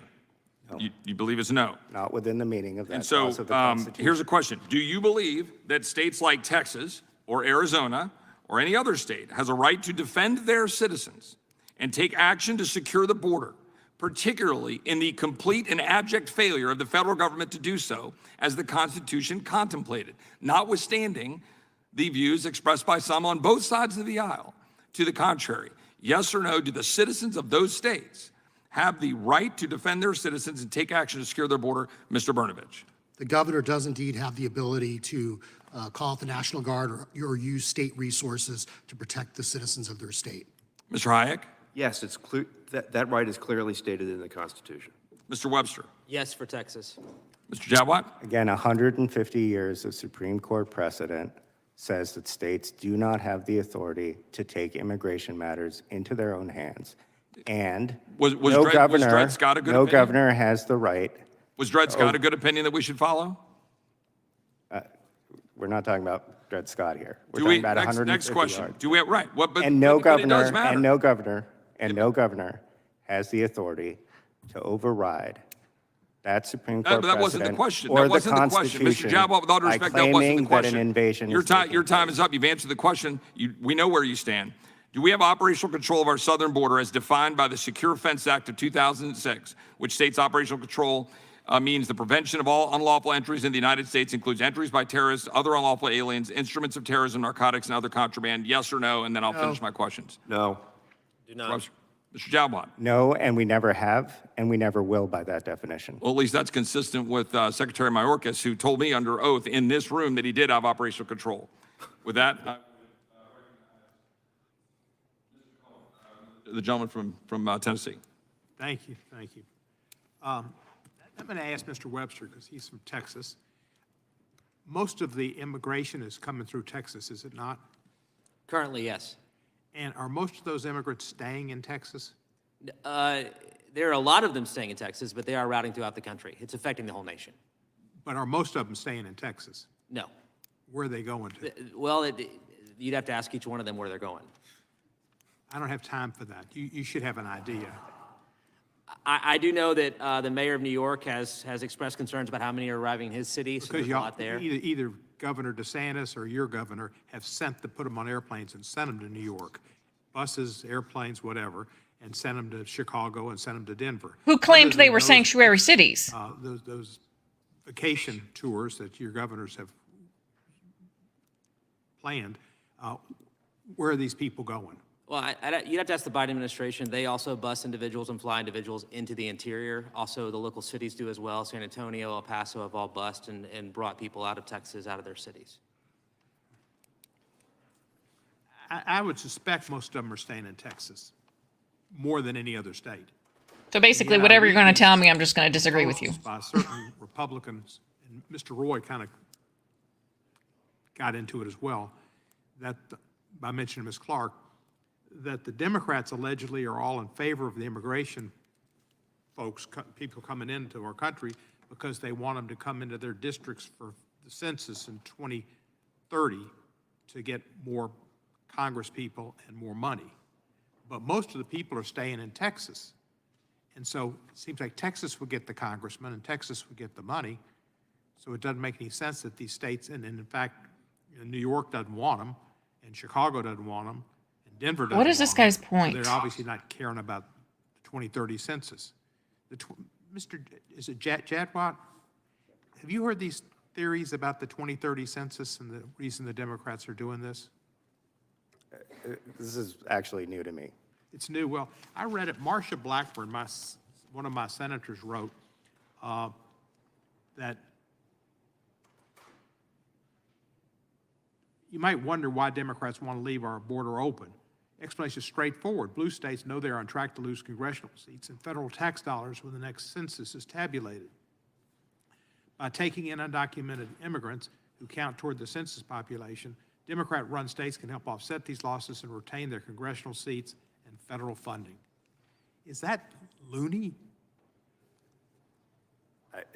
It seems far-fetched to me. And most of the immigrants are staying in the red states, Texas. Even the minority Arizona. witnesses trying to figure out what the heck I this guess guy they go is to asking, California. I mean, why not? where he's going. That's blue state. Anyway, neither here nor there. That's exactly The right. main thing about this hearing, which is astonishing to me, is we've got a bill in the Senate that they're working on, which will be the most comprehensive reform of border security ever. President Biden has said that if it's, he will No, sign it won't. and he will close the border. That's what I think the Republicans want. That's what I Yes, think we they would like them campaign to close the on. border. But now, Mr. Trump doesn't want that to happen. So when he talks to Speaker Johnson, he tells him, stop that bill. We don't want to have an immigration bill because it might help Joe Biden say, I've worked on the immigration crisis and I've helped stem it. So instead of working to help our country and stop the invasion, there's an invasion on our southern border. But we don't want to stop the invasion until Mr. Trump gets the chance to deal with his border issue. And we all know what Mr. Trump's border issue is. It's the security fences around the prison that he's going to go to if he doesn't get elected president. That's his border issue. He doesn't want to have to deal with that border. And for that reason, we're going to let the invasion on the southern part of our country continue. Let all these people come in who are raping our women and cheating our friends and doing all these terrible things. And ripping They off are. veterans. We're going to let that happen until Mr. Trump can see to it that he doesn't go to the big house with the borders that he fears. It's just insane that we don't look after our country, which we should, and we should encourage the Senate, which they would do, to pass their bill. Mr. McConnell says it's the best bill they'll ever have. So does Lindsey Graham. Quite a few Republican senators are working on this. Langford, they all want to pass it, and they say they're going to get a much better bill than if they wait till the next administration, if there is a next administration, that this will be the best bill possible. So there may not We be a always next know that administration? Is that what he just legislation said? is evolutionary. Of any Except kind? the bill. Anyway, this is just, we need to focus on the real issues, which is passing a border bill, protecting our border, protecting our country, and that would be passing a bill that the Senate has, which is a good bill, and getting it in the House and passing it here and not listening to Mr. Trump. I yield back. Thank the gentleman from Tennessee. I'll now recognize my friend and the gentleman from California. Thank you, Mr. Chair. I have a question for Mr. Jedwat, the witness with the ACLU. If I'm to understand your position correctly, you're opposed to governors mobilizing their National Guard to secure the border. Is that correct? I wasn't talking about the National Guard. I was talking about state efforts to actually do immigration enforcement. I see. So I have a press release here from September of 2023. It says, Governor Newsom increases California National Guard presence at the border to crack down on fentanyl smugglers. Would you take that? Would you say that action by Governor Newsom is appropriate and within the bounds of his authority? It might be. Yeah, I mean, I have no familiarity with what is referenced in that article. The press release again, it says Governor Newsom increases California National Guard presence at the border, cracking down on illegal drugs, including fentanyl being smuggled into California. Governor Newsom is increasing the number of California National Guard service members deployed to interdict drugs at U.S. ports of entry along the border by approximately 50%. Governor Newsom said fentanyl is a deadly poison, ripping families apart and communities apart. California is cracking down, he said, and today we're going further by deploying more CalGuard service members to combat this crisis and keep our communities safe. So the governor saw a public safety issue arising from the situation at the border and mobilized the National Guard to try to keep our communities safe. Would you say that was appropriate by the governor? It probably would, and I would point out that, you know, what we're talking about there, fentanyl, at the ports of entry, you know, that's where the fentanyl is, and that's where the focus ought to be, to the extent that that's okay, but you're making a policy judgment as to what's the greatest, the most effective thing to do. No, I'm asking you about his I'm pointing out that as a Does he have the factual authority? matter, you know, CBP, the Cato Institute, everyone who's looked at the question agrees that approximately 90% of the fentanyl that's going. Okay, but again, that's not what I'm asking. I'm asking about his POEs. authority. Do you agree he had the authority to do that? Again, I don't know the details of that, but it sounds like what was happening was that he was deploying the National Guard either in cooperation with the federal government to assist them at POEs, which, you know, sounds like a reasonable thing to do. So we have the former Attorney General of Arizona, first Attorney General of Texas here. Would you say that in some sense, your governors, either at the time or now, were simply following the Newsom precedent, that he saw a public safety risk arising from the border and so made use of California resources to assist? Well, Texas would never follow California precedent. Fair enough. But it's the similar strategy. Yeah, yes, clearly, states, even states like California, want to do everything they can to protect the citizens within their states. And that means at times they will deploy the National Guard. It means at times they will deploy Department of Public Safety or state police officers, because I think even the state of California recognizes that there is an unprecedented amount of illegal drugs, of illegal human trafficking coming into our country. And because of that, the cartels have seized operational control of our southern border. And as a result of that, every American is less safe, and every child is more in danger of dying of a drug overdose. Thank you. Mr. Jedwat, you also testified that states do not have the authority to take immigration matters into their own hands. You said the Constitution prohibits state regulation of immigration. You said that entry, exclusion, and deportation are exclusively federal matters. Federal officials, you said, decide whether it makes sense to pursue removal at all. Would the same logic apply to states or other jurisdictions that have adopted so-called sanctuary policies, where they actively interfere with federal immigration enforcement? Can we assume, based on your testimony, that you oppose those efforts as well? Interesting I twist. don't think you should assume that, because I think what so-called sanctuary policies are generally about is states opting out of federal enforcement. And that's an authority that states have under the 10th Amendment that protects states against commandeering by the federal government. So, for example, if the You federal mean like government said cutting to razor Texas, wire "We want on you to private take property?" your land and your personnel and build a processing center on the border," Texas could say, "No, thank you." And that's what states and cities are doing with their sanctuary laws. No, thank you. We're not going to use our police. Okay, but that's or our different. facilities. Under sanctuary policies, for example, in California, we had someone who was arrested, was in custody. ICE asked to know when he was going to be released, and the sheriff's office said, we can't tell you because of the sanctuary state law. That individual was released the next week. He killed his own 3 daughters and their chaperone. So that seems like it's pretty actively interfering with the federal decision to pursue removal in this proceeding, does it not? And so by the very terms of your testimony, that is something that would be unlawful as well. I mean, again, it sounds like from what you said that the federal government asked the police to do something and they said no, or the sheriff to do something and they said no. Taking the decision out of the hands of the federal immigration And that's, authorities, again, correct? the anti-commandeering principle that was elucidated by the Supreme Court in Prince versus United States, which was about sheriffs not doing the federal government's bidding in enforcing gun regulations. It's the same principle that applies here. Thank you. My time has expired. I yield back. Thank the gentleman from California. And I now recognize the gentlelady from Texas.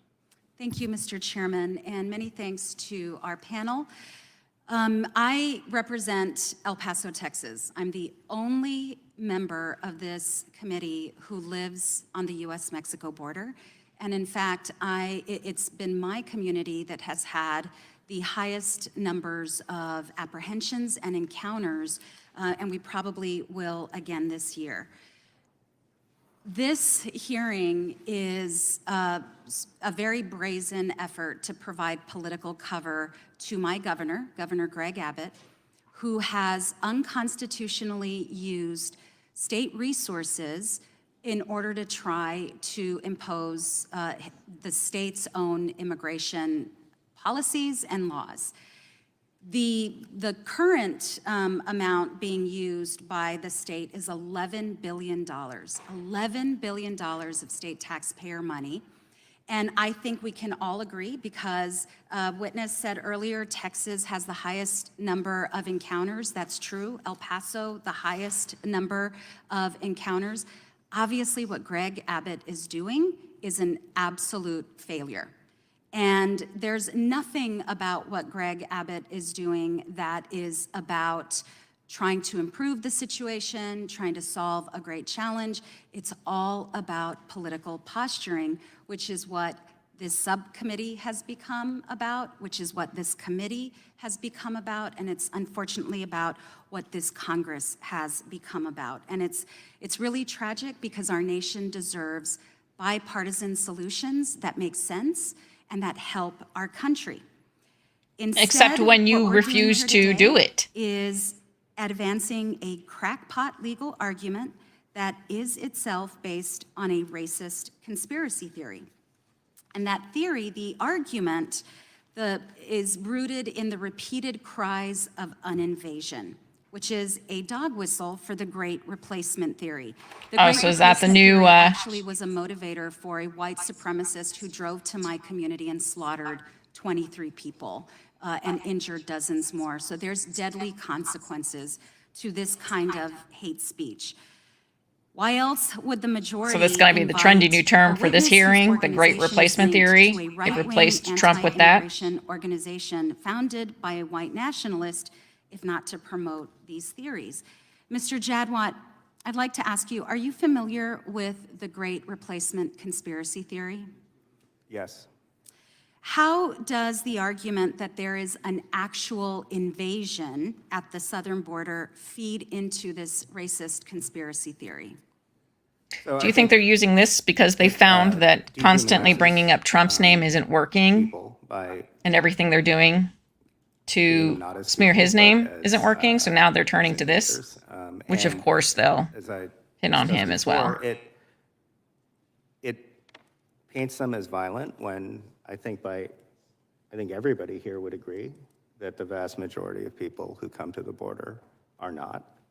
And it authorizes violence against them. And that is the truly dangerous piece of this language. And again, the contention here is it doesn't just, this is not a rhetorical point. This is not a metaphor that they're using. They're saying, as a matter of law, that we are authorized to use the tools of war in responding to what we have termed an invasion.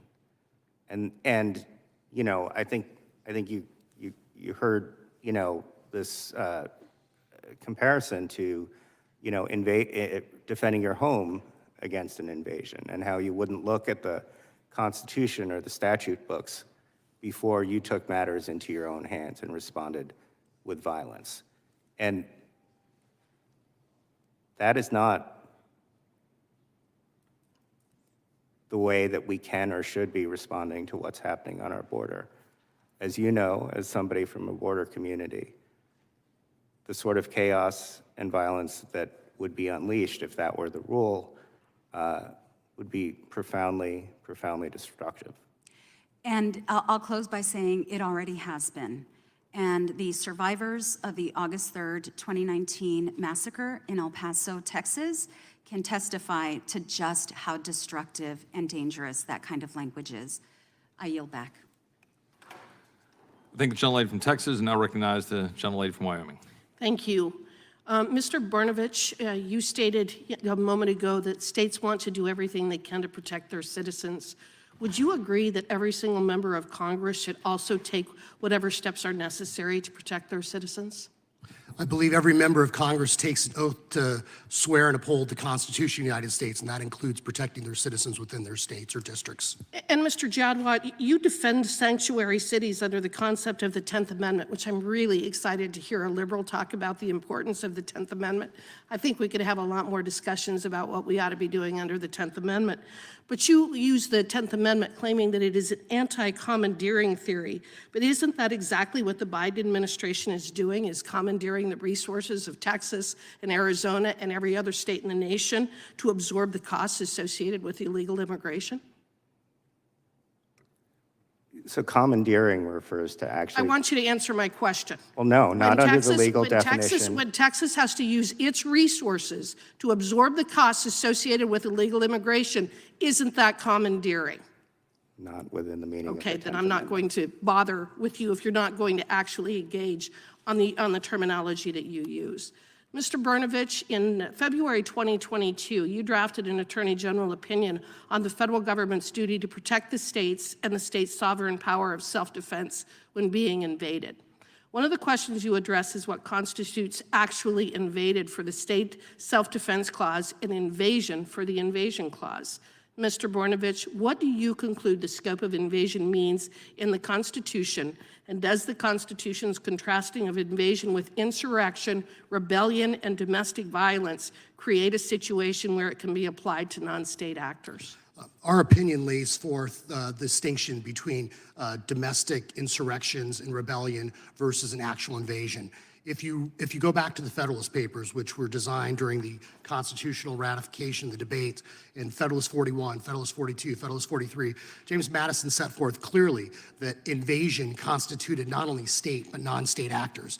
And in fact, during the Virginia ratification debate, one of the examples future President Madison used was the fact that there was pirates and smugglers off the coast of Virginia, and that Virginia had a right to defend itself against people that were breaking the law. And if the federal government and the federal Navy, just non-existent at the time, couldn't do anything, then the state of Virginia could. And even a lot of the conversation and the discussion we've had today is about whether states can enforce immigration law. The reality is that the federal government, the president has had his or her height of power when it comes to immigration law. However, the courts have never said that states do not have the ability to protect themselves, that states do not have the ability to stop or repel an invasion. And if you read our opinion, we lay forth not only the facts, and we've heard so many facts from this Congress about the number of people dying. I mean, my goodness, more than 100,000 Americans dying from fentanyl and drug overdoses.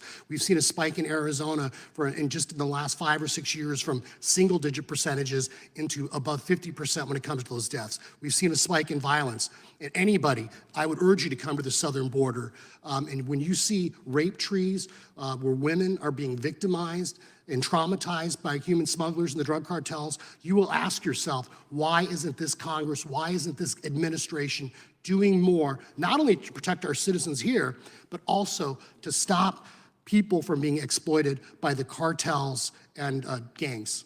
It's an incredibly inhumane situation that has been created by this administration.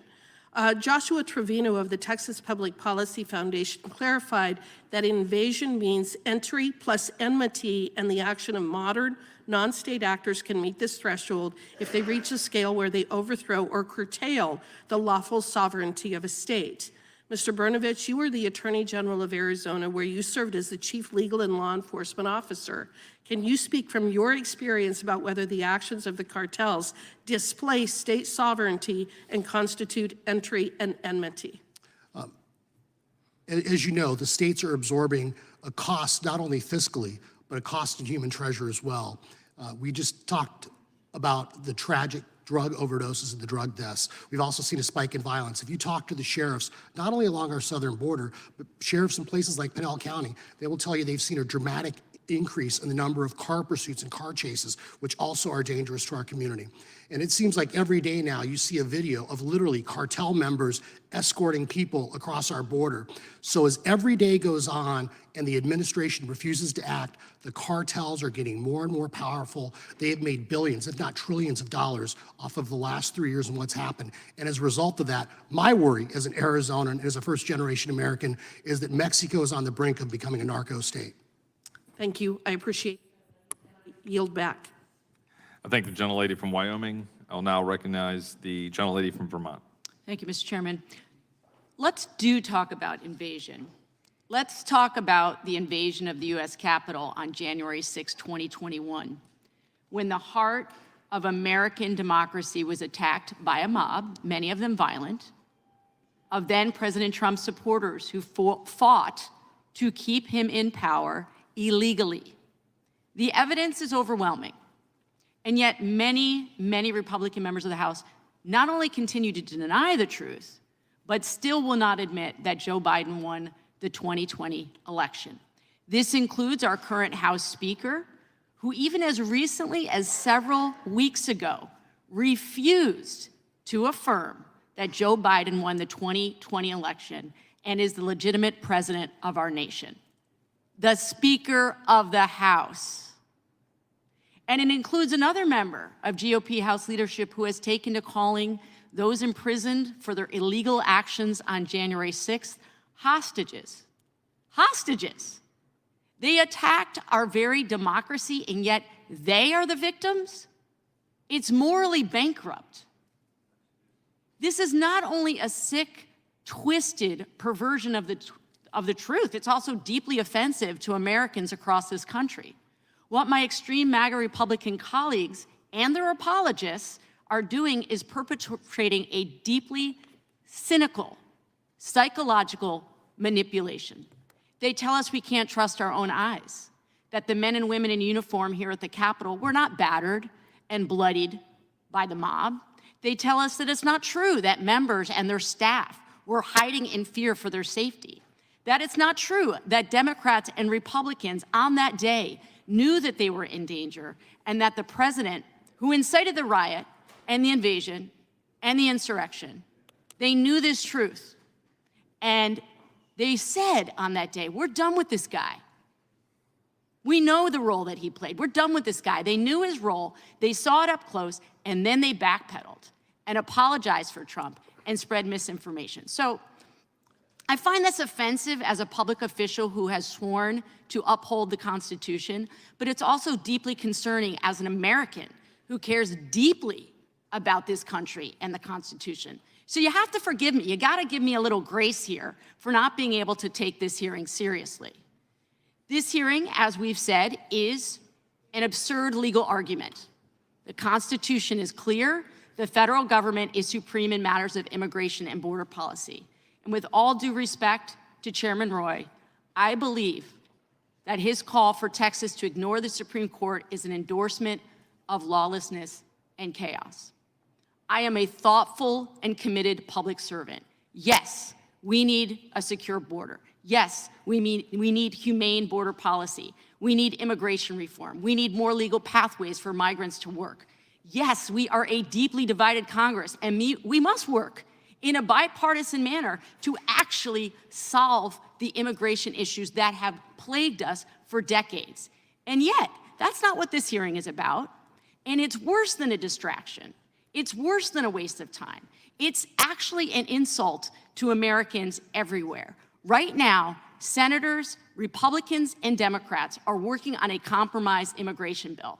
Right now, the president has said that he is prepared to sign a bipartisan immigration bill. Right now, the president has said he will put an additional $14 billion into securing the border. What has been the response for my Republican colleagues in the House? No. The response is no. Trump doesn't want it, so we don't want it. We don't want a solution. We don't want to alleviate suffering. We don't want to actually secure the border. So you have to give me some grace. You got to forgive me for not believing the calls for this being such an emergency. A bipartisan group in the Senate says, we have a solution. The MAGA response has been, let's keep the chaos, we're good. Let's keep the suffering, we're good.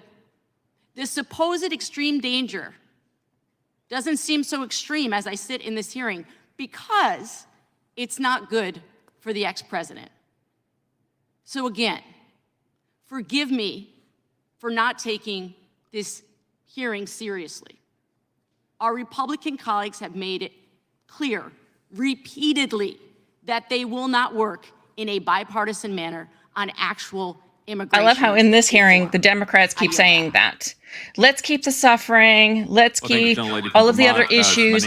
Whereas before they kept saying there were no issues. This is wonderful. Raise wires being implemented by Texas, so keep it up. I will now yield to the gentleman from South Carolina. Thank you, Mr. Chairman. I'd like to yield 2 minutes to my colleague and good friend from Arizona, Mr. Biggs. Thank you. Appreciate yielding to me.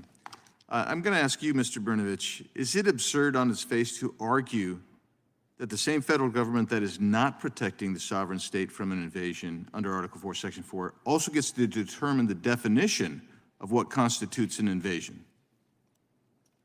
Mr. Biggs, yes, I think that is quite the dilemma the administration has. And I think most Americans and most Arizonans that I talk to ask me, why was President Biden so quick to tear down the border fence in Texas, but so slow to shoot down a Chinese spy balloon? And I think that that's an indication of where the priorities are for this administration. As you know, in Arizona, we see every day, we deal with constituents, former constituents, people that have lost a loved one, very often teenagers, young people, as a result of the fentanyl pouring across our southern border. We've seen a rise and a spike in violence. And so if the federal government is unwilling or unable to do its job to secure the border, then I think the states have every ability to do so. It has previously been defined. One definition of invasion is an encroachment upon rights of another. So I guess I'd ask, you're in Arizona, I've got 30 seconds left. Is the environmental damage caused by hundreds of thousands of people illegally entering the country, littering, tramping over actually natural wildlife preserves, destroying those preserves, might that constitute the damage, encroachment of the rights that constitutes invasion? Yeah, Congressman Miggs, we actually made this argument when we sued the Biden administration over its failure to build the border wall. There's an average of 8 pounds of trash per person left at our southern border. So not only are people that are crossing the southern border destroying Arizona and Texas and other natural habitats, they're destroying game trails, and they're leaving very often behind plastic bottles, gasoline tanks, all sorts of other items that are non-biodegradable and do constitute a threat to the environment and animals living in those regions. I yield back to the gentleman from South Carolina. Thank you, Mr. Biggs, and I'm going to piggyback on, I think you were going to make a comment, General, about replacement theory earlier, and you were out of time. Do you care to comment on that, sir? Yeah, thank you very much for that question, Congressman Fry. I will tell you, as a first-generation American, I find it very insulting for people to assume or accuse people up here, including myself, of somehow advocating some theory.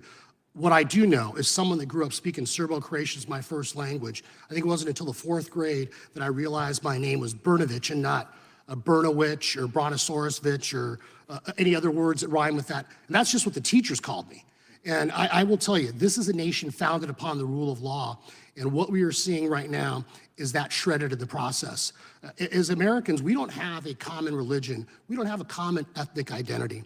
But we are founded on these sacred documents, the Constitution and the Declaration of Independence. And that's what binds us together.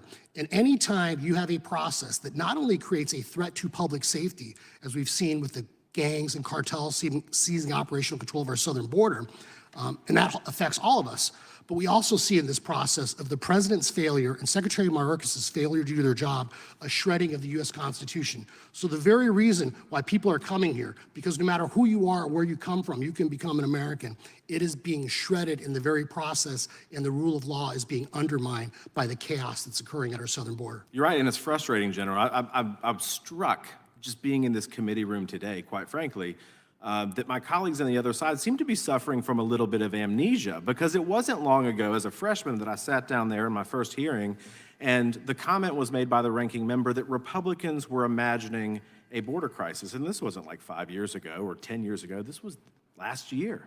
And so the amnesia has struck, and now all of a sudden they're border hawks, and they want to have us accept a Senate deal, which doesn't seem to be a deal in any which way for the American people. You know, what's interesting to me is we have always had an effort by the feds under Republican and Democratic administrations to fix the issue, right? Even the former Secretary of Homeland Security under Obama said that if 1,000 migrants come in today, that's a crisis point. But they want us to accept in a deal that 5,000 and then they'll shut down the border. So let me ask you this. Considering that the federal government, General, is not doing its job, what remedies do states have to pursue fixes to this, because the burden is heaviest on those at the southern border? Congressman, this is exactly why the reason I think states like Texas have done this very reluctantly. I mean, as you said, this has been going on for years, and for years the states were waiting for the federal government to do its job, and it refuses to do so. So I think it's incumbent on Congress to either impeach federal officials that are refusing to do their job, to cut off funding for those agencies, or alternatively, I mean, even during the Obama administration, during the Bush administration, you had Operation Streamline. I mean, the laws exist where if there was a surge essentially to our southern border, I wish we worried more about our southern border than the border between Russia and Ukraine. If there was a surge to our southern border with prosecutor and judges, once again, you would see a dramatic decline in the number of people illegally entering the country. So the answer to this question, it shouldn't be. The states shouldn't have to do the job, the federal government won't. The answer, though, is clearly that the Biden administration won't do its job. The states are frustrated. People are dying. There are expensive costs, not only in human treasure, but in real treasure. And that's why states like Texas are finally acting. Correct. $1,100 per American citizen. That's an astronomical amount. With that, Mr. Chairman, I yield back. I thank the gentleman from South Carolina. I will now recognize the ranking member, the gentlelady from Pennsylvania. Thank you, Mr. Chairman. I just wanted to try to clarify some of the points that have been made throughout the debate. The gentlewoman from Wyoming raised Mr. Baranovich's writings laying out his position with respect to the fringe legal theory about invasion that we've seen pressed in this hearing. And we continue to want to point out that this is a political argument, that it is not a constitutional argument, and I would seek unanimous consent to place on the record the article in the Arizona Mirror from July 7, 2022, when Mr. Baranovich laid out his position entitled, "Baranovich Lagging in the Polls Begs Ducey to Declare an Invasion to Militarize the Border." Without objection. Thank you. I know Mr. Jadwat was asked some questions about whether there was a contradiction between the clear language of the Constitution and the Supreme Court's holdings, saying that the federal government has sole authority over issues regarding immigration and admission to this country. And he was asked whether the use of the National Guard in California to address smuggling and distribution of fentanyl in that state somehow was contradictory there. Now, I know that we don't have before us the exact terms there, but is there a distinction, Mr. Jadwat, between the federal supremacy on issues of border security and immigration and the state's ability to enforce criminal laws within their own state that do not directly address border security? Yes, there is. The states obviously have, criminal laws of their own and the ability to enforce them. So if someone brings fentanyl into the country and then seeks to distribute it in California, California would be justified in trying to stop that distribution in its state. Yeah, I assume that's illegal under California law, yeah. You know, you've been asked a lot of questions about the meaning of invasion, and many of those questions have kind of run roughshod over the constitutional meaning, the constitutional history. Can you just lay out one more time what the constitutional meaning is and the historical context for the invasion clause? Why is she asking this guy? He's not a constitutional lawyer. The reference to invasion that folks are relying on here is actually, you know, an exception to the rule, right? Actual invasion. The main point of the Compact Clause is that states can't engage in war or do any of that other long litany of things, that's a federal responsibility, right? And so the exception, in order for the clause itself to make sense, can't be so broad that it swallows the rule. The theory that they're putting forward here of an unreviewable ability of any governor to point to pollution, to point to gangs, to point to people coming in and say, voila, invasion, I get to wage war, would completely undermine the main purpose of the Compact Clause. And with respect to Mr. Brnovich, when Madison talked about pirates, he wasn't purporting to define what an invasion was at all, much less an invasion under that clause of the Constitution. When Madison did talk about the invasion clause and immigration, he said that immigration was not an invasion. Well, he said that invasions that require the war power and immigration are distinct things. And so there's no contemporary support for their position at the time, at the founding. The text obviously doesn't support what they're saying, and the implications of their argument, which again, nobody has purported to address on this panel, are really breathtaking and, you know, would really undermine our entire constitutional system. I appreciate that, and if we do turn back to the actual clause in the Constitution, it talks about the obligation of the federal government, not the administration. And so our continuing concern is that we're in a situation here where our colleagues are blocking legislation that would allow the federal government to address issues of border security, and they're blocking funding that would allow the administration to address border security, and then placing us in this position where they then flip it and try to... No, they're saying you need to start using the laws that are already on the books. Let's see you start enabling those first before you start asking for more funding. States in interpretation of the Constitution. Again, that would completely upend our constitutional order. I see my time has expired, so I would yield back. I thank the ranking member, and I now recognize the gentleman from North Carolina, Mr. Bishop. Thank you, Mr. Chairman. I yield to the gentleman from Texas presiding, Mr. Roy. I thank the gentleman. Question for the panel. I mean, what amount of death and destruction among the people of Texas or any other state is sufficient to say the state should take action under the law? Like, how much death should Texas take? How many Texans should die every day? Again, fentanyl, we've got 75,000 across the country, whatever the thousands are in Texas. How many of those should die every year before the state of Texas does something about it? Okay, put aside the fentanyl because, oh, that's all ports of entry problem. That's all bogus. We could have that debate separately. There are other issues with that. Border Patrol is distracted. But I would just say, Mr. Webster, as someone who's a Texan, what is your answer to that question, right? Before Texas takes action, the governor is taking action, in the absence of action from the President of the United States, do you think there is a level of death, destruction, danger to the people of Texas that he should tolerate in the absence of the federal government doing his job? No, there's no, I think the governor has a duty and obligation to protect the citizens of Texas. And when he sees harms coming upon Texas, he has an obligation to act, and has.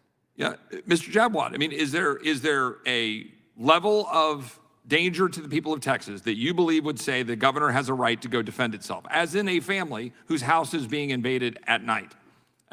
has people coming in and trying to attack one's family?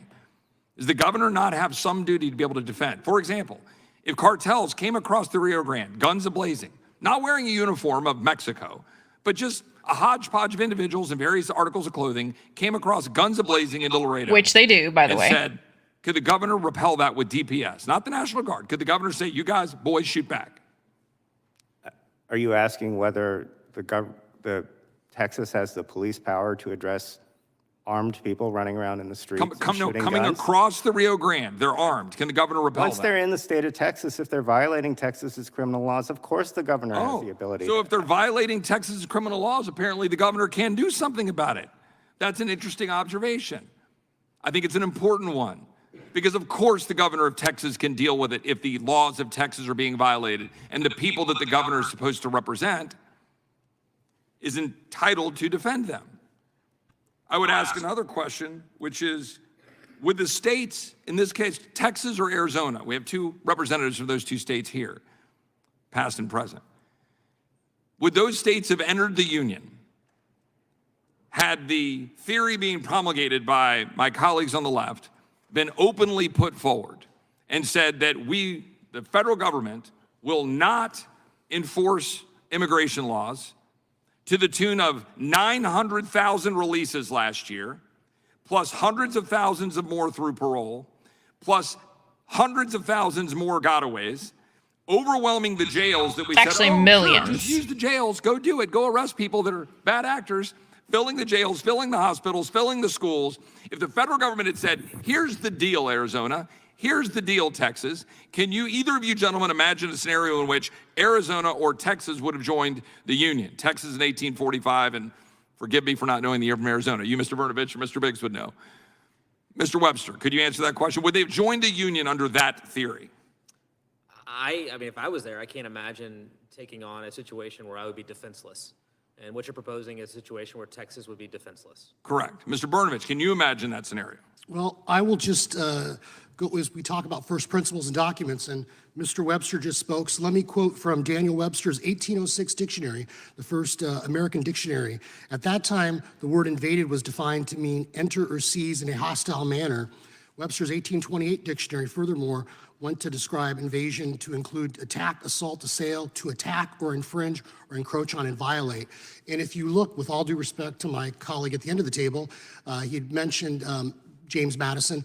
Look, I mean, during the constitutional debates, if you read Federalist 43, you read the original Federalist Papers, the states entered this union. The states created the federal government with an expectation that the president, the commander-in-chief, would exercise authority when it came to, you know, the commander-in-chief authority in defending the states. However, that's why if you have to read this all together, Article 1, Section 10, and Article 4, the states have this inherent right to defend themselves when the federal government will not do its job. And so it's not an offensive or a proactive power, so to speak. It is defensive in nature, that every state has the ability to defend itself and its citizens from either a state or non-state hostile actors. Well, I agree, and I appreciate the comments from the gentleman from Arizona, the Attorney General. I appreciate that. And with that, I'm going to recognize the chairman of the Judiciary Committee, the gentleman from Ohio, Mr. Jordan. Thank you, Mr. Chairman. Mr. Webster, what if we just called a timeout? What if we just said no more? We're on pace to get to 12 million. What if we just said time out? No more migrants can come into the country. Wouldn't that make some sense?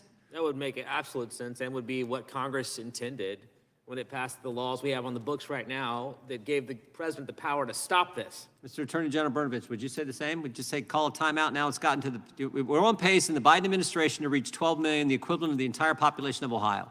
Maybe it's time to say timeout. 3 years and 10 days of this is enough.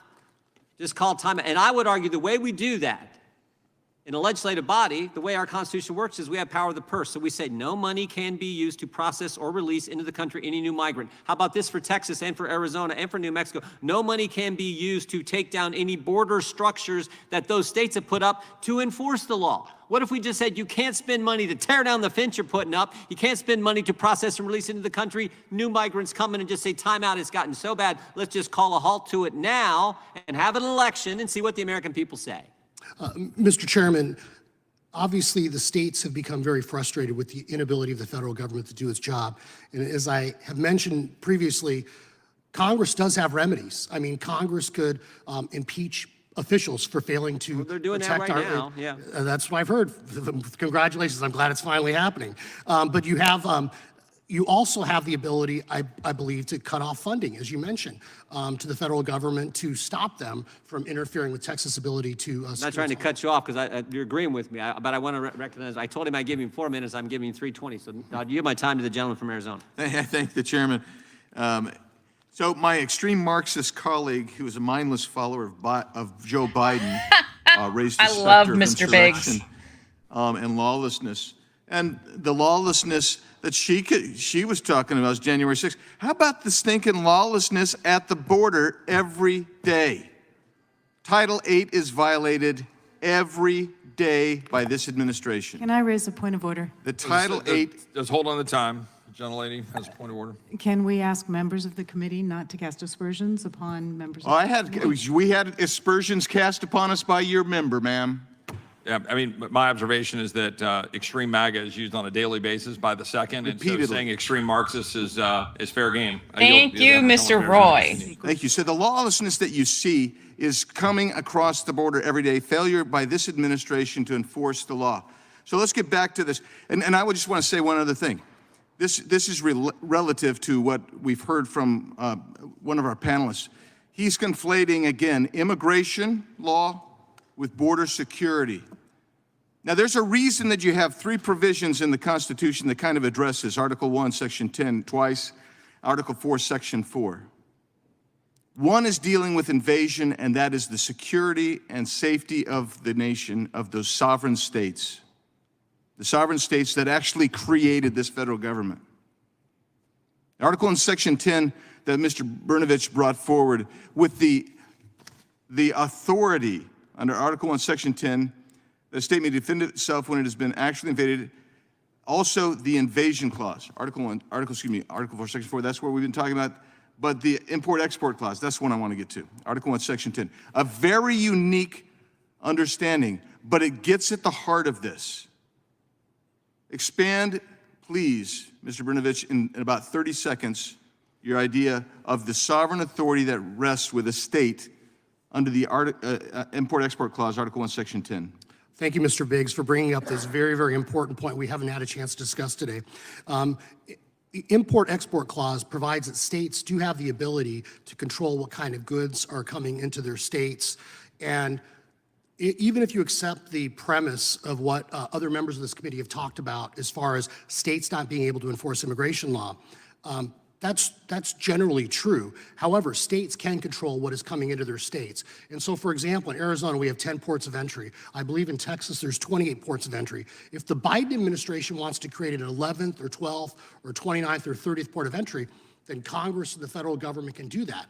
But the states, at the same time, have the ability to force and channel all people, all goods, and commerce into those lawful ports of entry. So I believe there's a very strong constitutional argument, putting aside some of the other language, but even under the import-export clause, that states have the ability to force anyone coming into Texas or Arizona or California, any other border state, into those lawful ports of entry.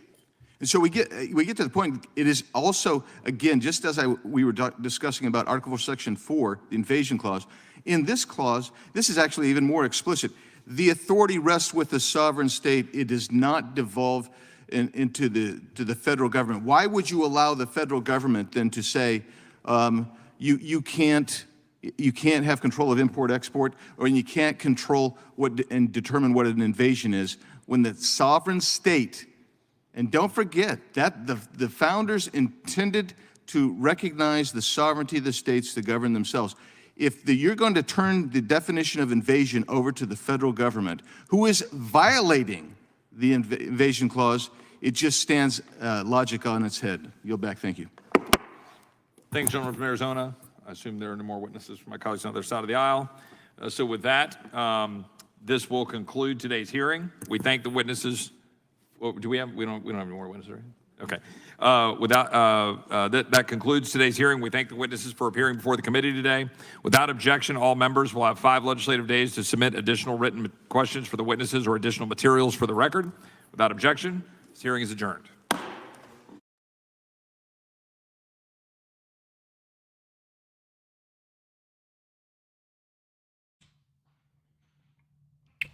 Well, that was a lot shorter than I thought it would be, but some great points being made. I would say on both sides of the aisle, but that wouldn't be true.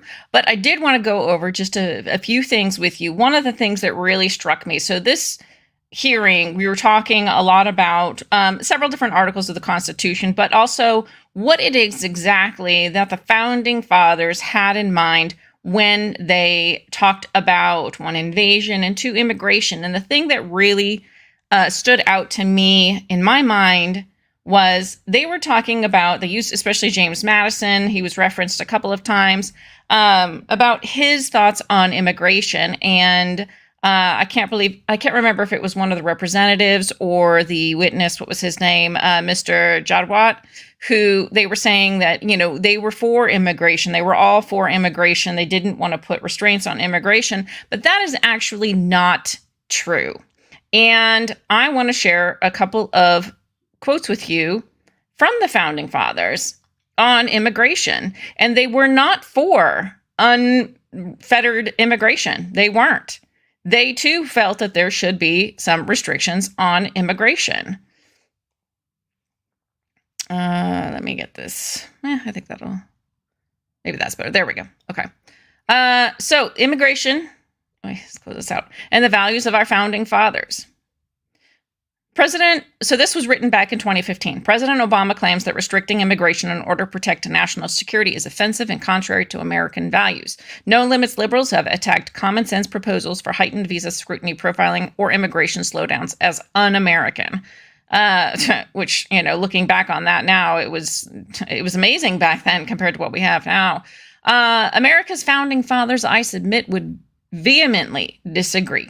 Our founders, as I've reminded readers repeatedly over the years, asserted their concerns publicly and routinely about the effects of indiscriminate mass immigration. They made it clear that the purpose of allowing foreigners into our fledgling nation was not to recruit millions of new voters or secure permanent ruling majorities over their political parties. Is that what we're seeing today? Many of us think it is. It was to preserve, protect, and enhance the republic they put their lives on the line to establish.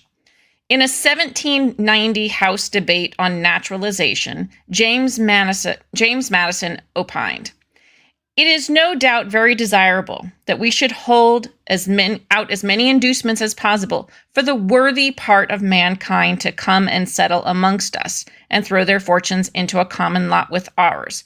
But why is this desirable? No, not because diversity is our greatest value. No, not because big business needed cheap labor, as the Democrats want to argue repeatedly lately. And no," Madison asserted, "not merely to swell the catalog of people. No, sir, it is to increase the wealth and strength of the community. And those who acquire the rights of citizenship without adding to the strength or wealth of the community are not the people we are in want of." Madison argued plainly that America should welcome the immigrant who could assimilate, but exclude the immigrant who could not readily incorporate himself into our society. He is saying he did not want people that would be coming in and basically needing federal assistance constantly. He wanted people who could come in and contribute economically to the country.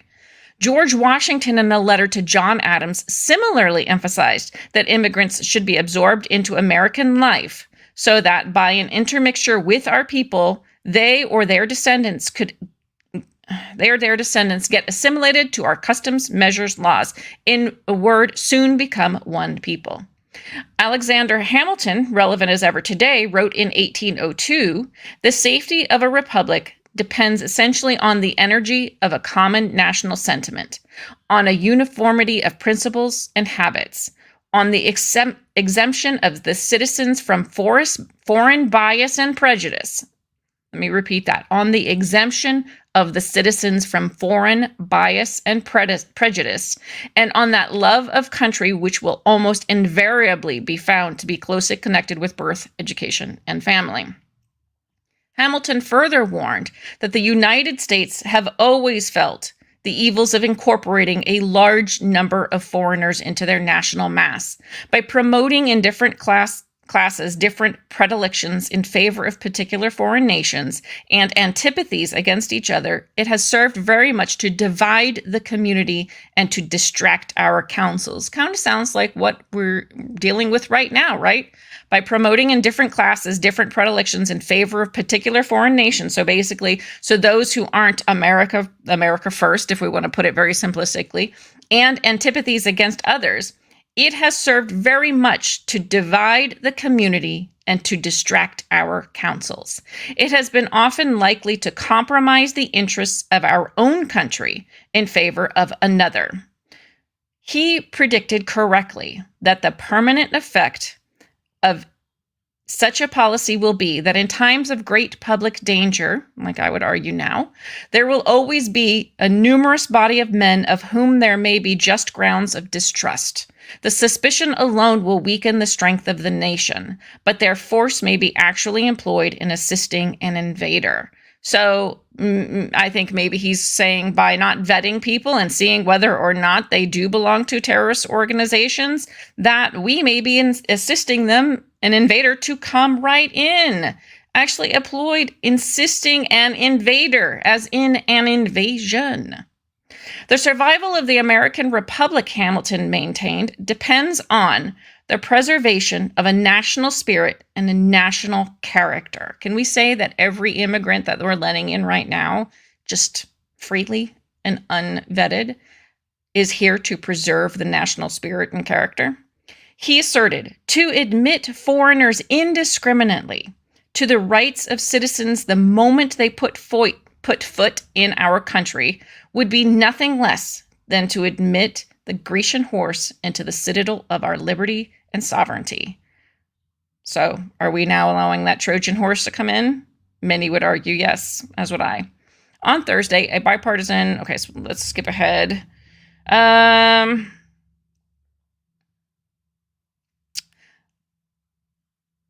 Let's see.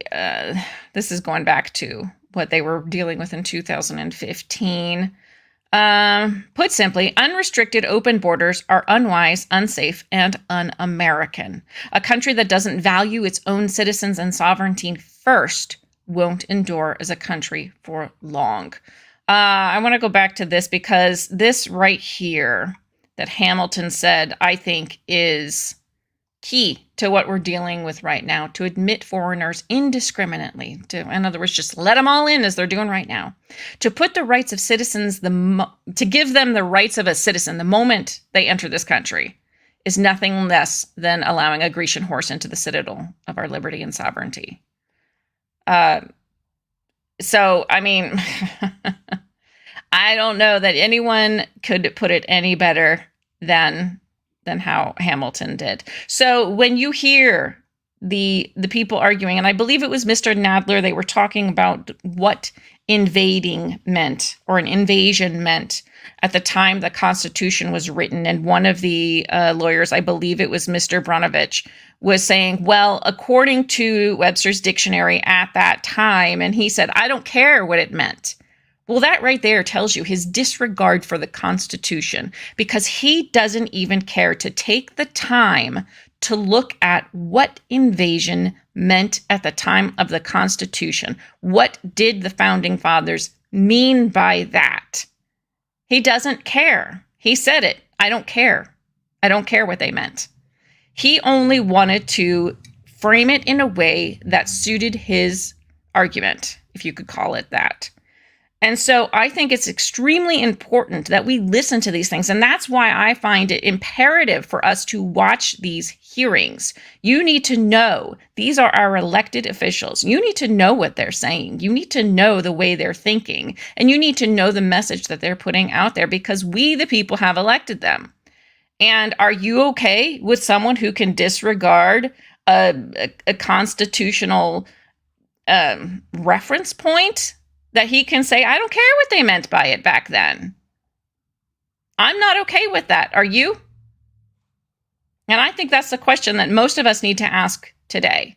and to understand when it comes to not just this situation, but that is certainly what we're focused on right now, but in all situations, are you okay with them completely disregarding what the founding fathers meant in our Constitution?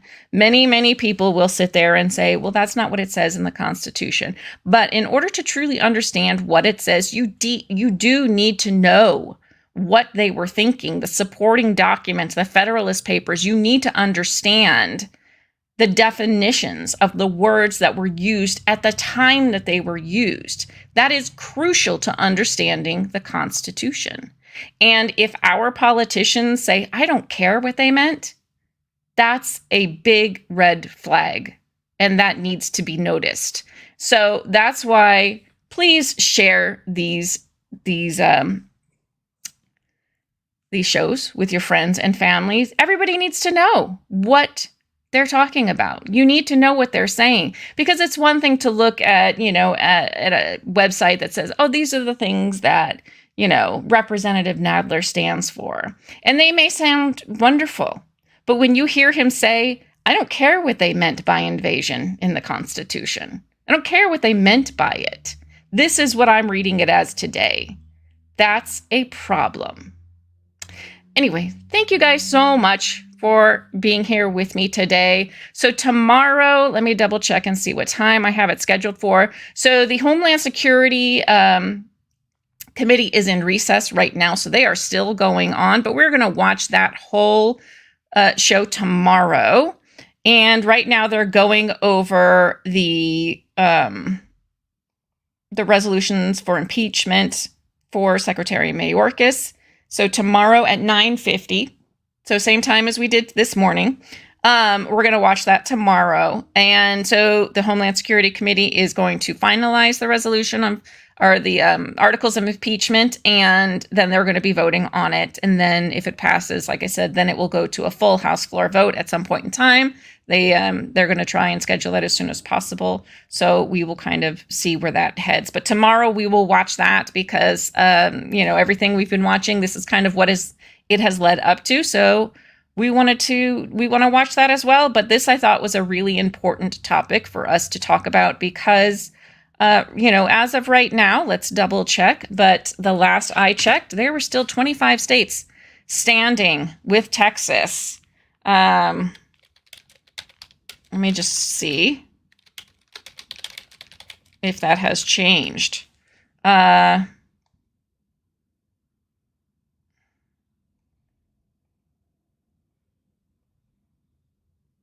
nope. Now we have 27 states. Let's see. Does this list... Let me pull this up so you guys can look with me if you want. There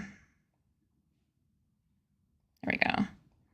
So this Office of the Attorney General of, I guess, Georgia. Attorney General Chris Carr has joined 26 states. So does it list out all of the states? There was another one.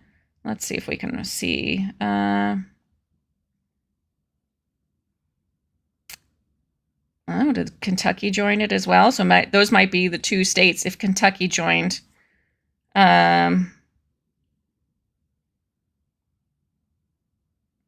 So it must be Kentucky and Georgia are the other two states that have joined in.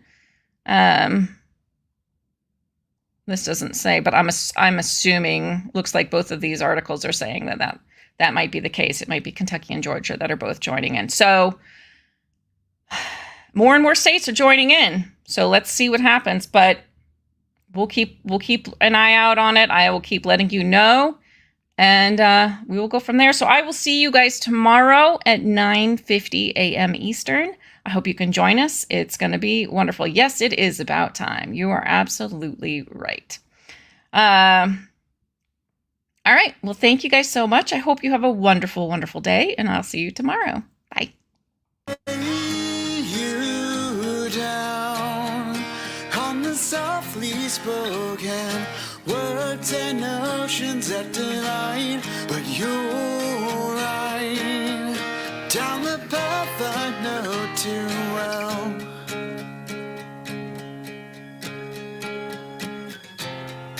You're right. You're right. But in my head, there's a picture of me finding who I am and who I should be. I've lost myself in insanity. Now I'm finally free.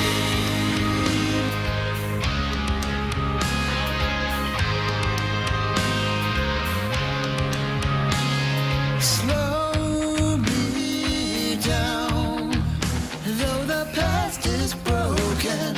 Hope there's a hope and a new pride, but you're right. Down the path I know too well. You're right. You're right. But in my head, there's a picture of me finding who I am and who I should be. I've lost myself in insanity. I'm out on a limb, now I'm finally free.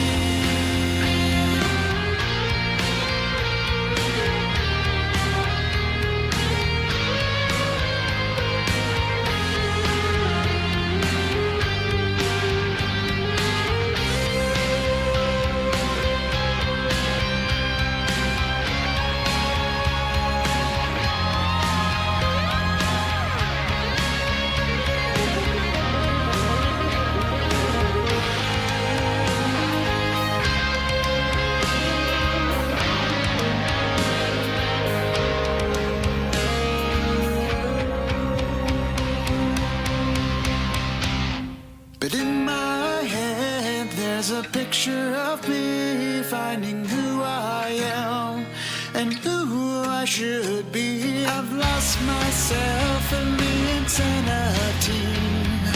I'm out. Now I'm finally free. I'm out on a limb. And in my head, I'm out on a limb. And in my head,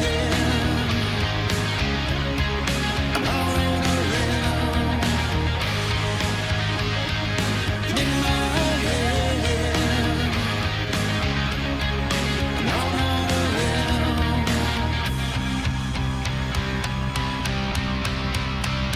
I've lost myself.